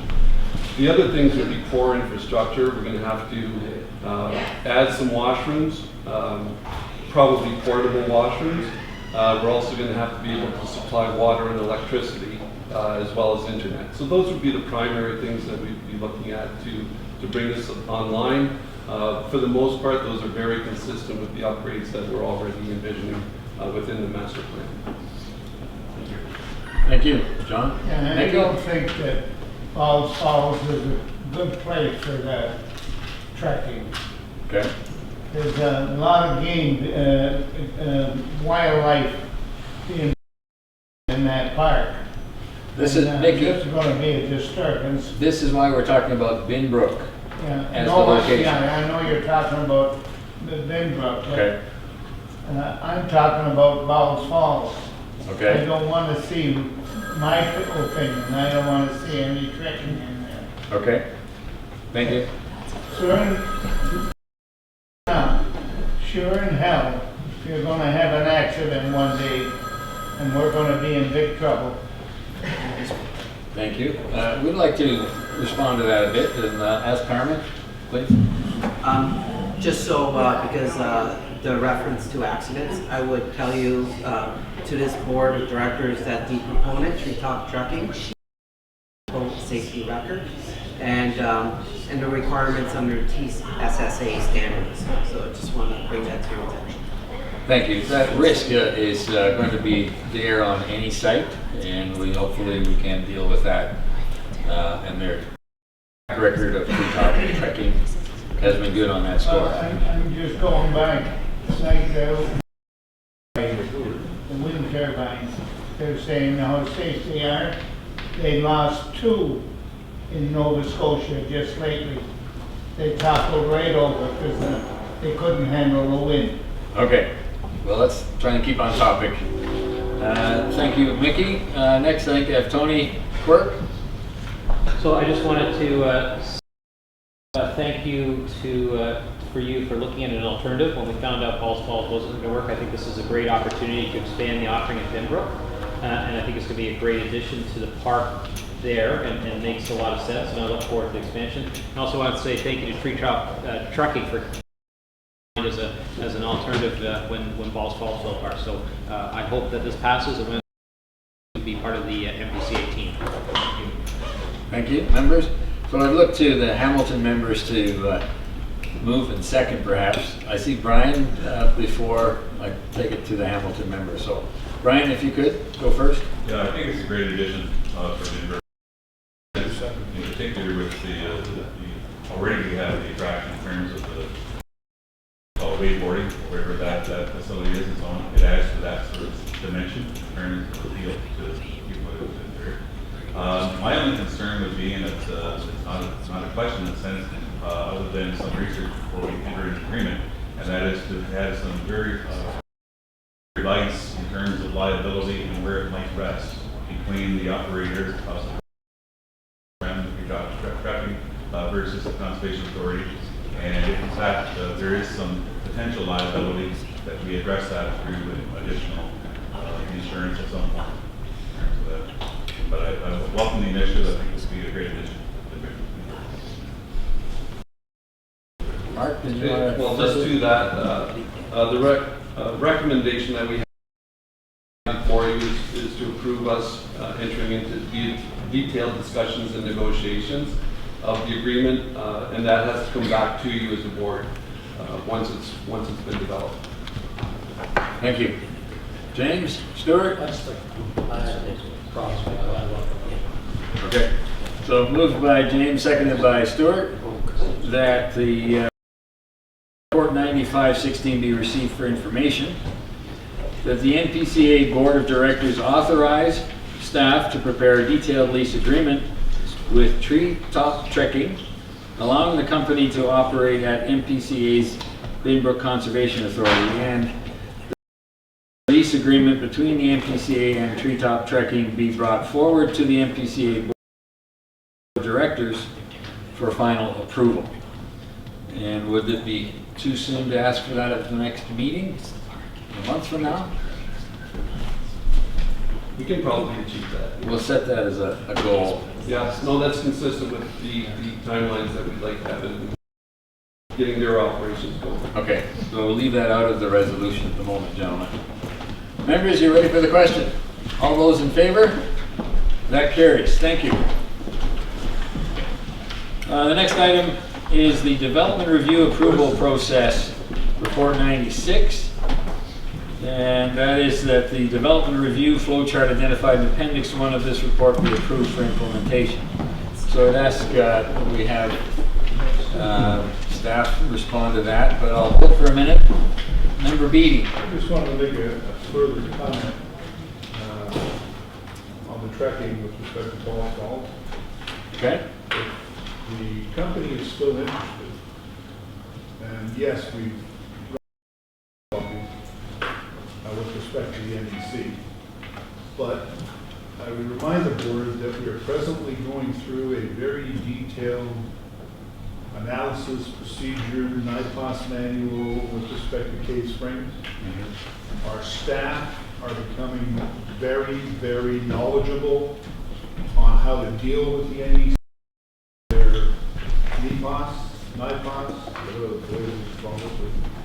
But I wouldn't dismiss it totally, because we're developing expertise with respect to doing this. I've been involved in it the whole way through. Our staff is getting pretty good. And the proof of that, hopefully, will be that approval for Cave Springs from the NEC. Having gone through that experience and having that knowledge, I would think that once we get through with the Cave Springs initiative, and it's successful, because I truly believe it will be successful, that having that success and having that knowledge base, that we take another look at Balls Falls if the market is still there, after we finish Cave Springs. All right. Well, thank you. Appreciate your comments. They will be noted in the minutes. I appreciate your, I think, appreciation for the staff and the expertise our staff has developed. All right. All right, that will be noted, and that item has already been dealt with. I'd like to get back to the the development review flow chart. And Carmen, would you take us through that report?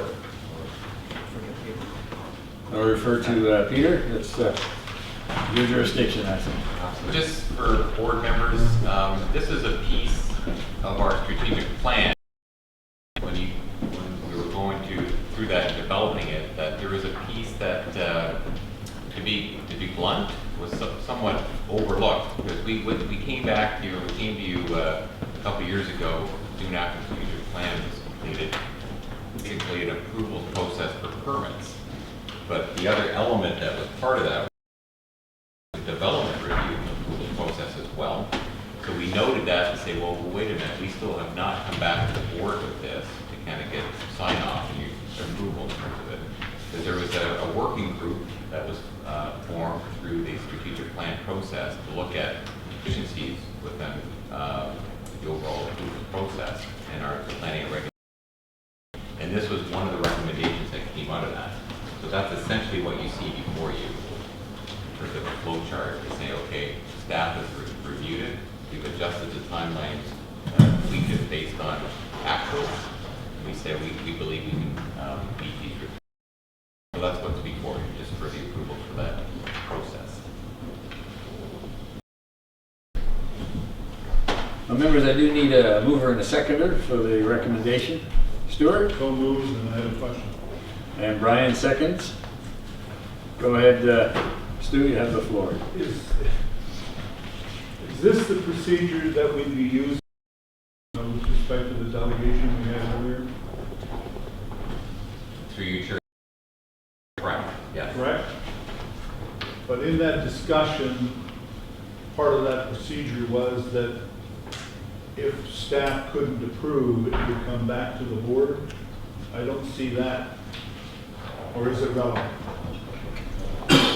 It's yeah, excuse me, if I can correct my previous consensus on that, because this is, so the previous one that we came to the board a few years ago was on permits, permit approval process. Yeah. In that flow chart, it was clear that the applicant had that ability.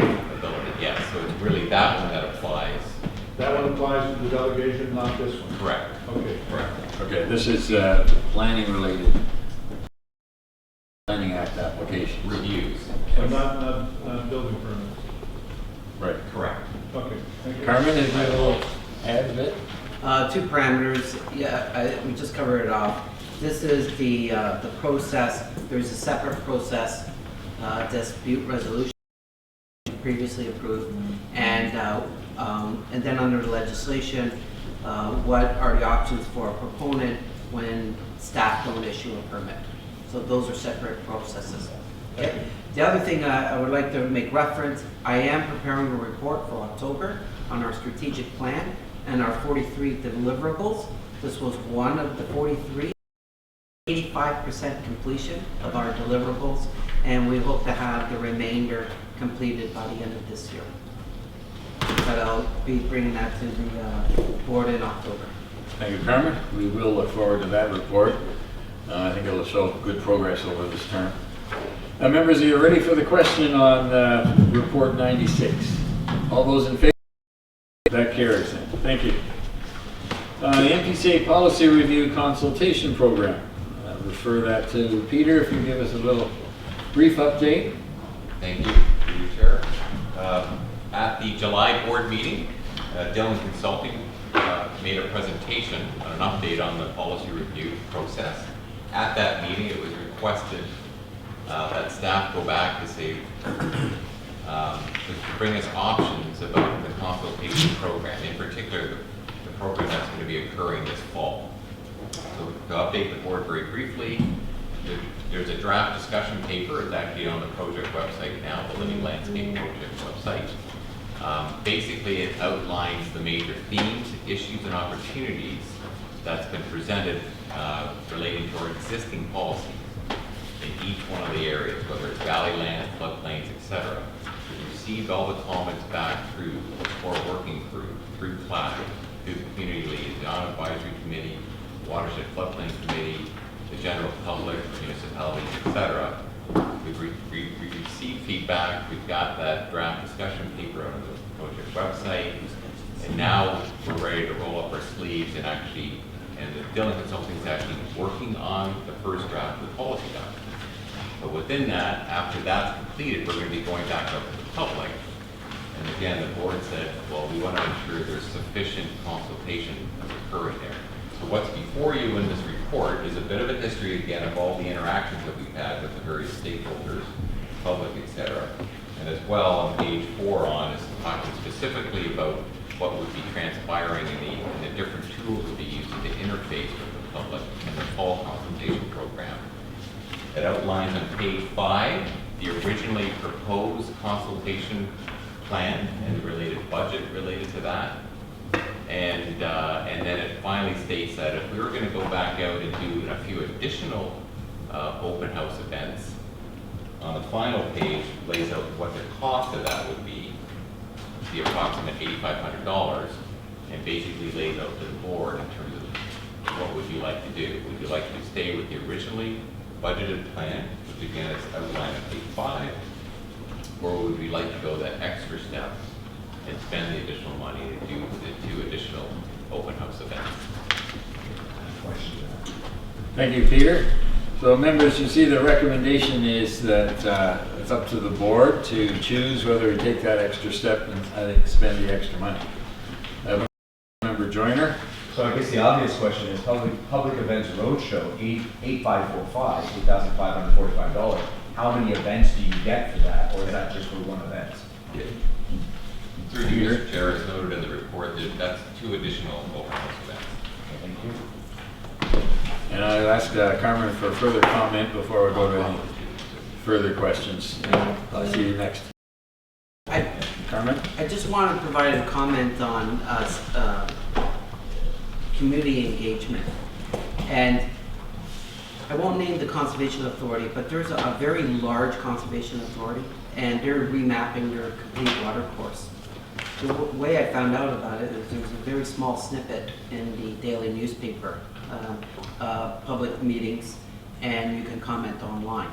Compared to what we do, our Welland River, we did 12 open houses. We have a steering committee, very focused on that mapping. We have a number of updates to this board.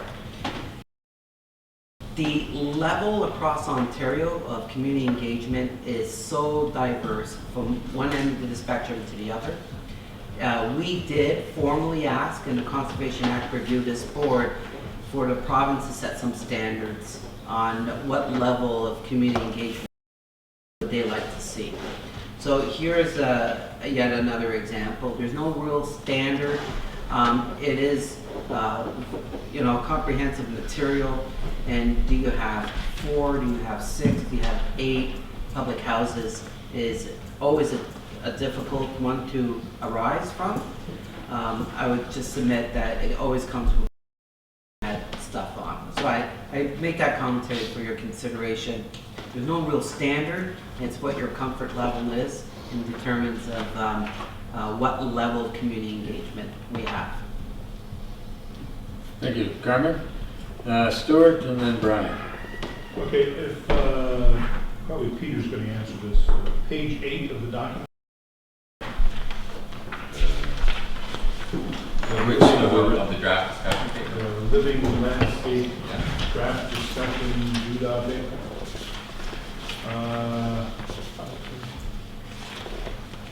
I think now on items 1, 2, and 3. I'm thinking that we finished 2 and we are now going to go into 3. So we've got the discussion paper. We didn't take the discussion paper to the public meetings, did we? Actual public meetings. Did we take the discussion paper to the public meetings? Do the public meetings? No. Okay. So now, with the internal review and the discussion of the discussion paper, and I know I commented on it, we're now going to do a draft of the policy. We're actually going to get to the meat now, right? Yes. So we're in the process of doing that. And that's what we're going to take to the public, the draft. So the draft then goes to the public road show, series of workshops, finalization of the documents. So what we're doing here is, are we going to have 2 public consultations, or are we going to have 4? That I take it is the question under item 3, subsection 2. Instead of having 2, we could have 4. Just to, through you here, just to confirm, so there's outline of the existing budgeted consultation. Correct. There's 2 public events that are held to say, hey, we're going to be having open houses down the road. You can provide some initial comments, but just let what's coming your way. Yes. And then there's 2 open houses, and then incrementally we could add 2 more. So those 4 in total, those 2 open houses under policy documentation preparation, we're actually going to take the procedures and the policies, and if there's any room, probably throw in some guidelines, because it is a review of everything, correct? Right. So we are going to take that draft document to the public, either at 2 open houses or at 4 open houses. That's the question before us? That is correct. That's how I understand it? Yes.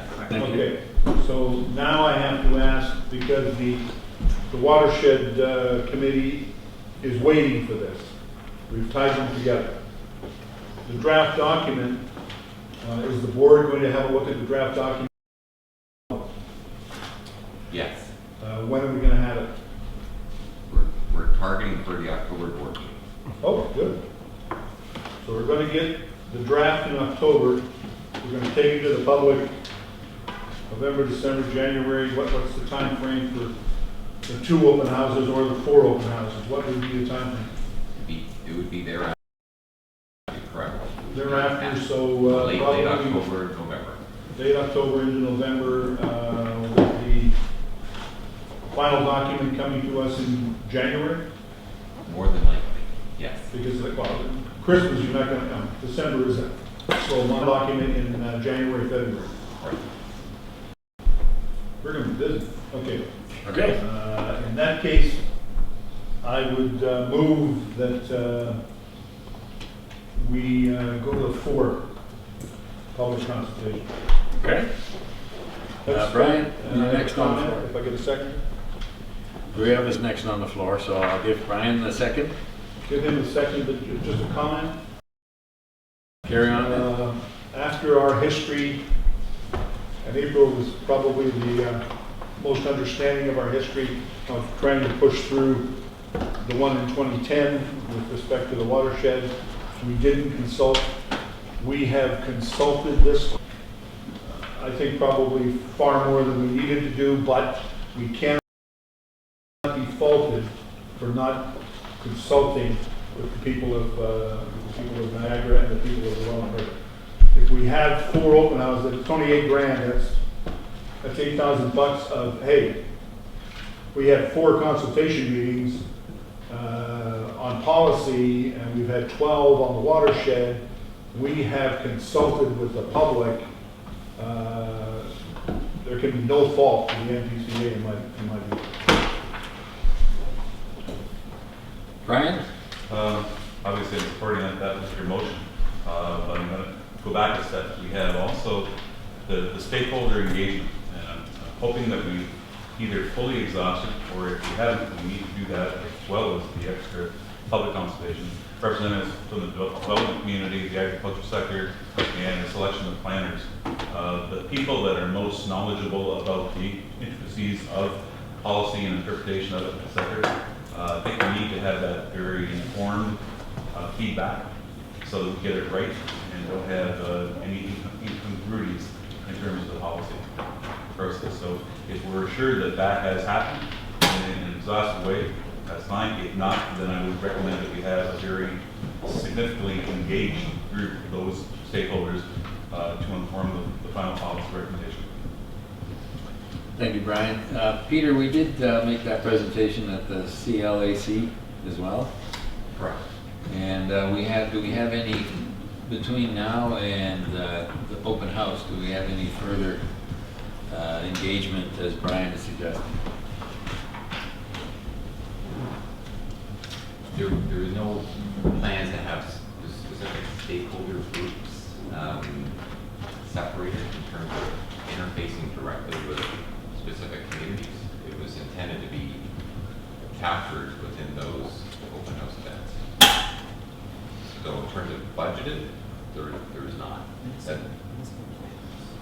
Well, again, the core working group is made up of municipal planners that represent the municipalities across the board. So that's our core working group.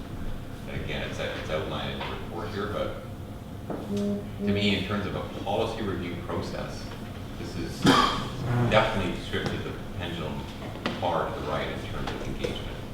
And we're willing to kind of to go that extra step just to make sure we have our bases covered.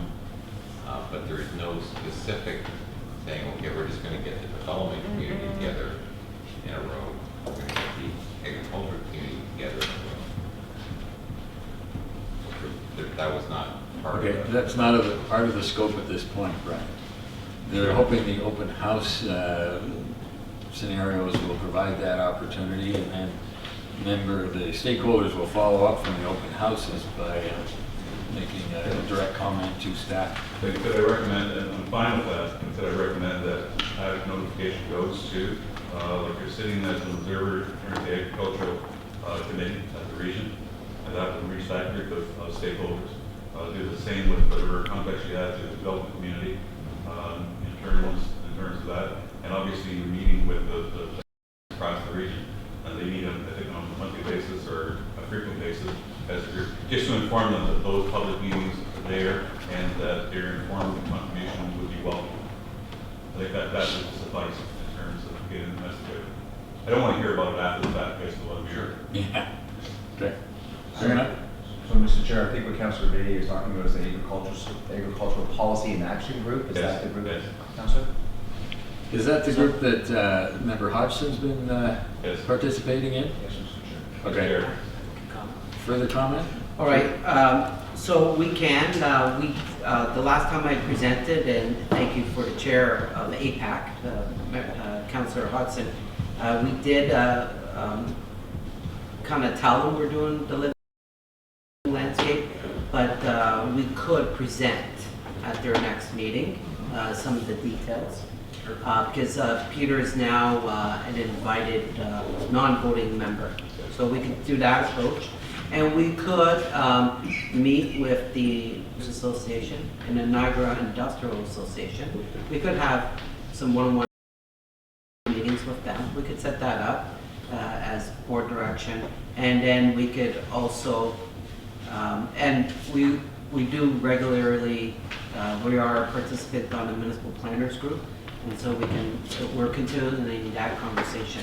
I think that'll count. All right, thanks. I think we're going through the CLAC to make the contact with the various conservation clubs and interest groups around the region. And we hope that is serving the purpose. They certainly had the opportunity, and I don't know, Peter, if we've had any real engagement with those conservation interest groups, like the Fort Erie Conservation, like this club? Today, not specifically. Not specifically, but through the CLAC. Right. Okay. All right, Stuart, I think you had a further question? Just one quick one, because I made an assumption, I just want to nail down my assumption, that the watershed committee. Again, that's actually noted in the report. Okay, it is going. Yeah. I'm assuming it's going to go, but I just want to make sure. Yeah. It's in writing here, so we're Fine, thank you. Okay. So members, I need a mover and a seconder, and the move, I'm looking for a motion. We have, okay, Beatty, we do have those. So the wording of the motion that the board authorize the additional 2 open house, public open house events at a cost of $8,545. Gentlemen, that sorry for the question. All those in favor? Thank you. That carries.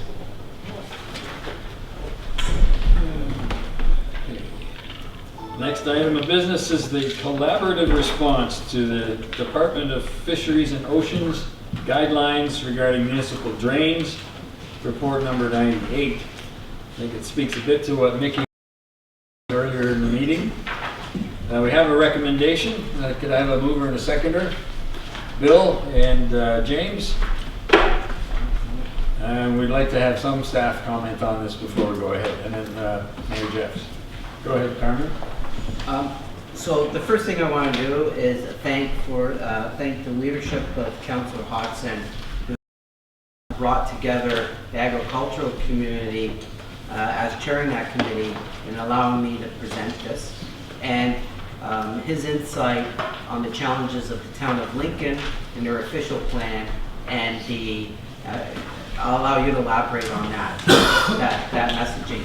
However, what we've been finding predominantly, whether it's a policy instrument from either the federal government or the provincial government, they're very specific, like this one on municipal drains, but it seems there always seems to be a disconnect or a gap between the provincial policy statement.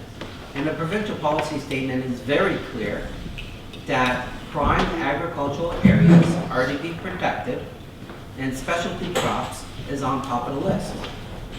However, when we get these policy instruments, there is again a gap that is not captured. So what we did was we in the agricultural community, the town of Lincoln and the town of Niagara-on-the-Lake, we thought we would start preparing a response on a similar messaging, adhere to the provincial policy statement, full stop. And so that's what this report starts to do. I don't know if Councillor Hudson wants to add further to that. Yeah, it seems like an ongoing saga, always, and as Carmen has pointed out, we have, invariably we have points of conflict when policy tools are rolled out that address a whole host of important and farm practices. And so and it's very difficult for us in the farm community to both be champions of preserving prosperous agriculture in perpetuity, and then trying to sort of swim our way through so much regulation that face different objectives and often conflicting.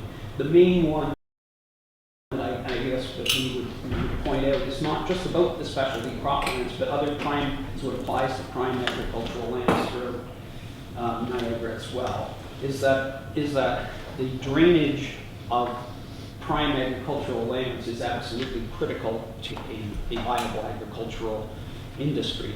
And obviously there are going to be points of conflict. And best practices are implemented. If you take a look at the tender fruit lands today compared to the 1950s when I was growing up on our fruit farm, you would understand that the best practices today are very, and they do contribute to a lot of, what you want to call it, ecological goods and services. However, those ecological goods and services are not they're incidental to, and they're a byproduct of good farm practices, but we cannot undermine then the importance of drainage infrastructure and the importance in the tender fruit lands, for example, of airflow is absolutely critical.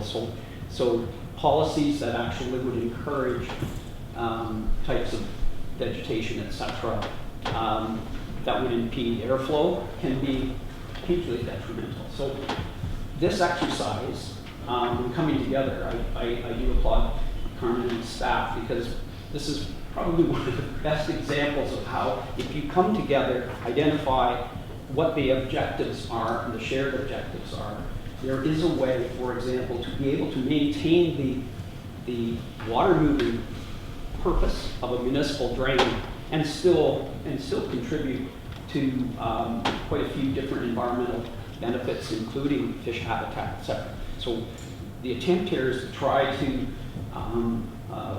show that there are, particularly on specialty croplands, and if specialty croplands is the primary and top priority land use, then we need to at least start from that point, and then we can maintain airflow, water flow at a very high quality of water, and yet not create detrimental impacts.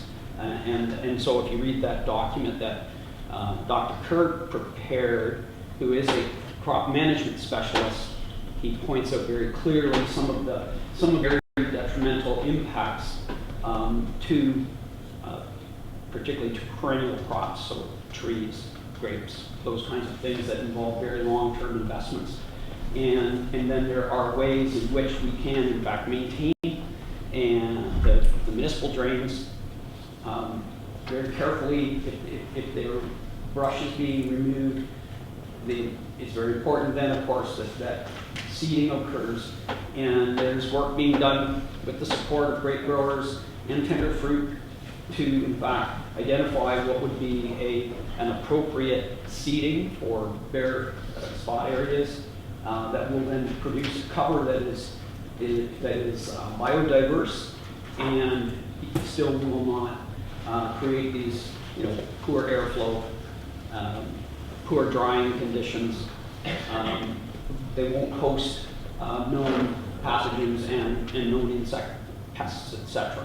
So this was a good, and it was very well received, as Carmen could tell you, at the APAC. And this is not an easy, these are not easy people. They're not going to be easily swayed to applaud, but they did. And they applauded the work that the Conservation Authority has done with the industry to try to come up with a collaborative response. And this is just one piece of municipal drains. But it is critical in our area. And we have very in the specialty croplands, the average farm parcel is something like 22 acres. So these are small parcels and the impacts are local. And so I applaud the staff here for joining in with the others and coming up with that. To me, this app actually looks like a template for how we can respond to other policy instruments that are rolled out and that are modified or updated from time to time. Thank you, Bill, and thank you for your work on this document. April, Mayor Jeffs? Thank you, Mr. Chair. I guess my question probably would have been more level, but just reading this, the focus seems to be on like specialty crops and the tender fruits, which I was going to say Member Hudson did say it also includes prime agricultural lands, but I'm just wondering, like, did this come from the province, the focus as opposed, because I just wonder, like, looking to Mayor Joyner, I don't think we were necessarily the cash crops captured in this, and maybe I'm missing the mark on that, but I think they have their own set of issues that could have maybe added to this. And again, maybe I missed my mark at the committee level, but I don't know if anybody wants to comment on that. Thank you, Mayor Jeffs. Bill, are you able to respond? I can respond. Because the agricultural committee at the region, of course, we have representation, and we do deal with agricultural land right across Niagara, and it is not intended to ignore the kind of impacts that the maintenance of municipal drains would have on more field crop and oil and grains, etc. crops, but the impacts of the proposed policies on the tender fruit lands are far more serious and of a different nature than they would be in general crop plants. And so it's not intended to exclude anyone at all. It's just that the Greenbelt designates all of the specialty croplands in Lincoln and St. Catharines and Niagara and the Lake as specialty croplands. So we needed to respond because the impacts of, the suggestion was that you can't rush on the north and west sides of any municipal drain, and you're supposed to allow them to naturally regenerate. Well, those impacts are of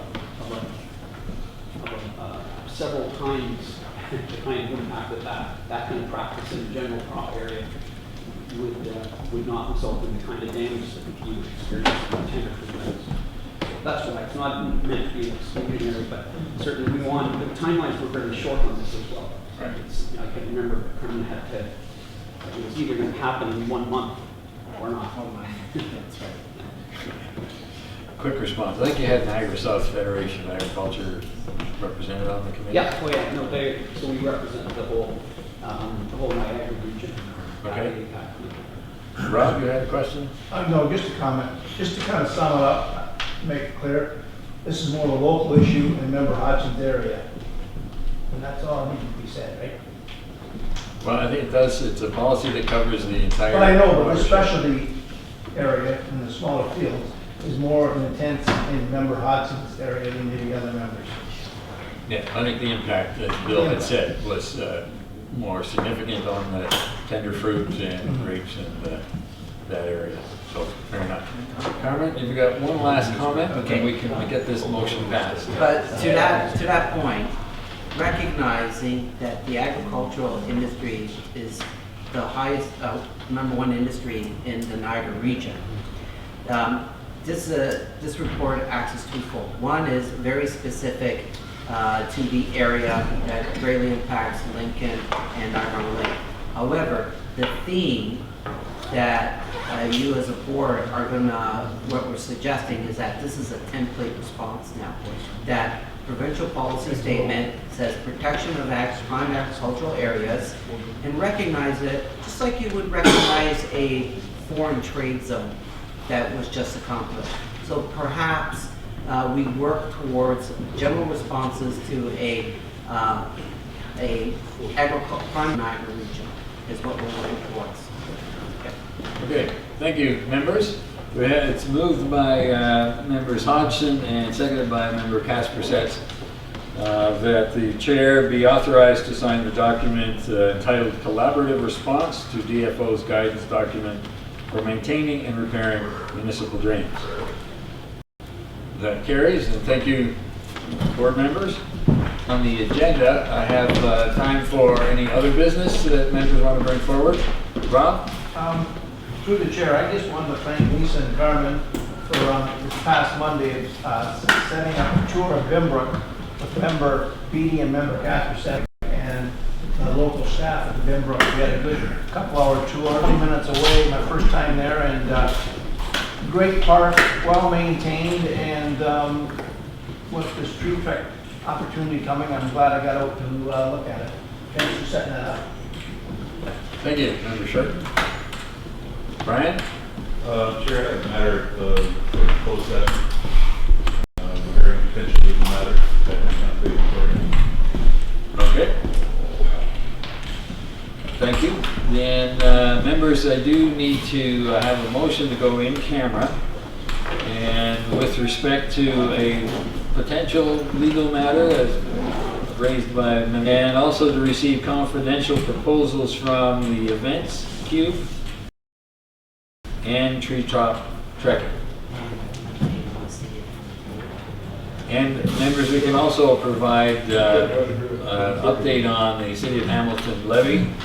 And there's an in-camera meeting because it is before the, we call it a tribunal. Seconded by member Kaspersets. All those in favor? So we'll give a couple of minutes to clear the room and then we'll be in camera. And offline.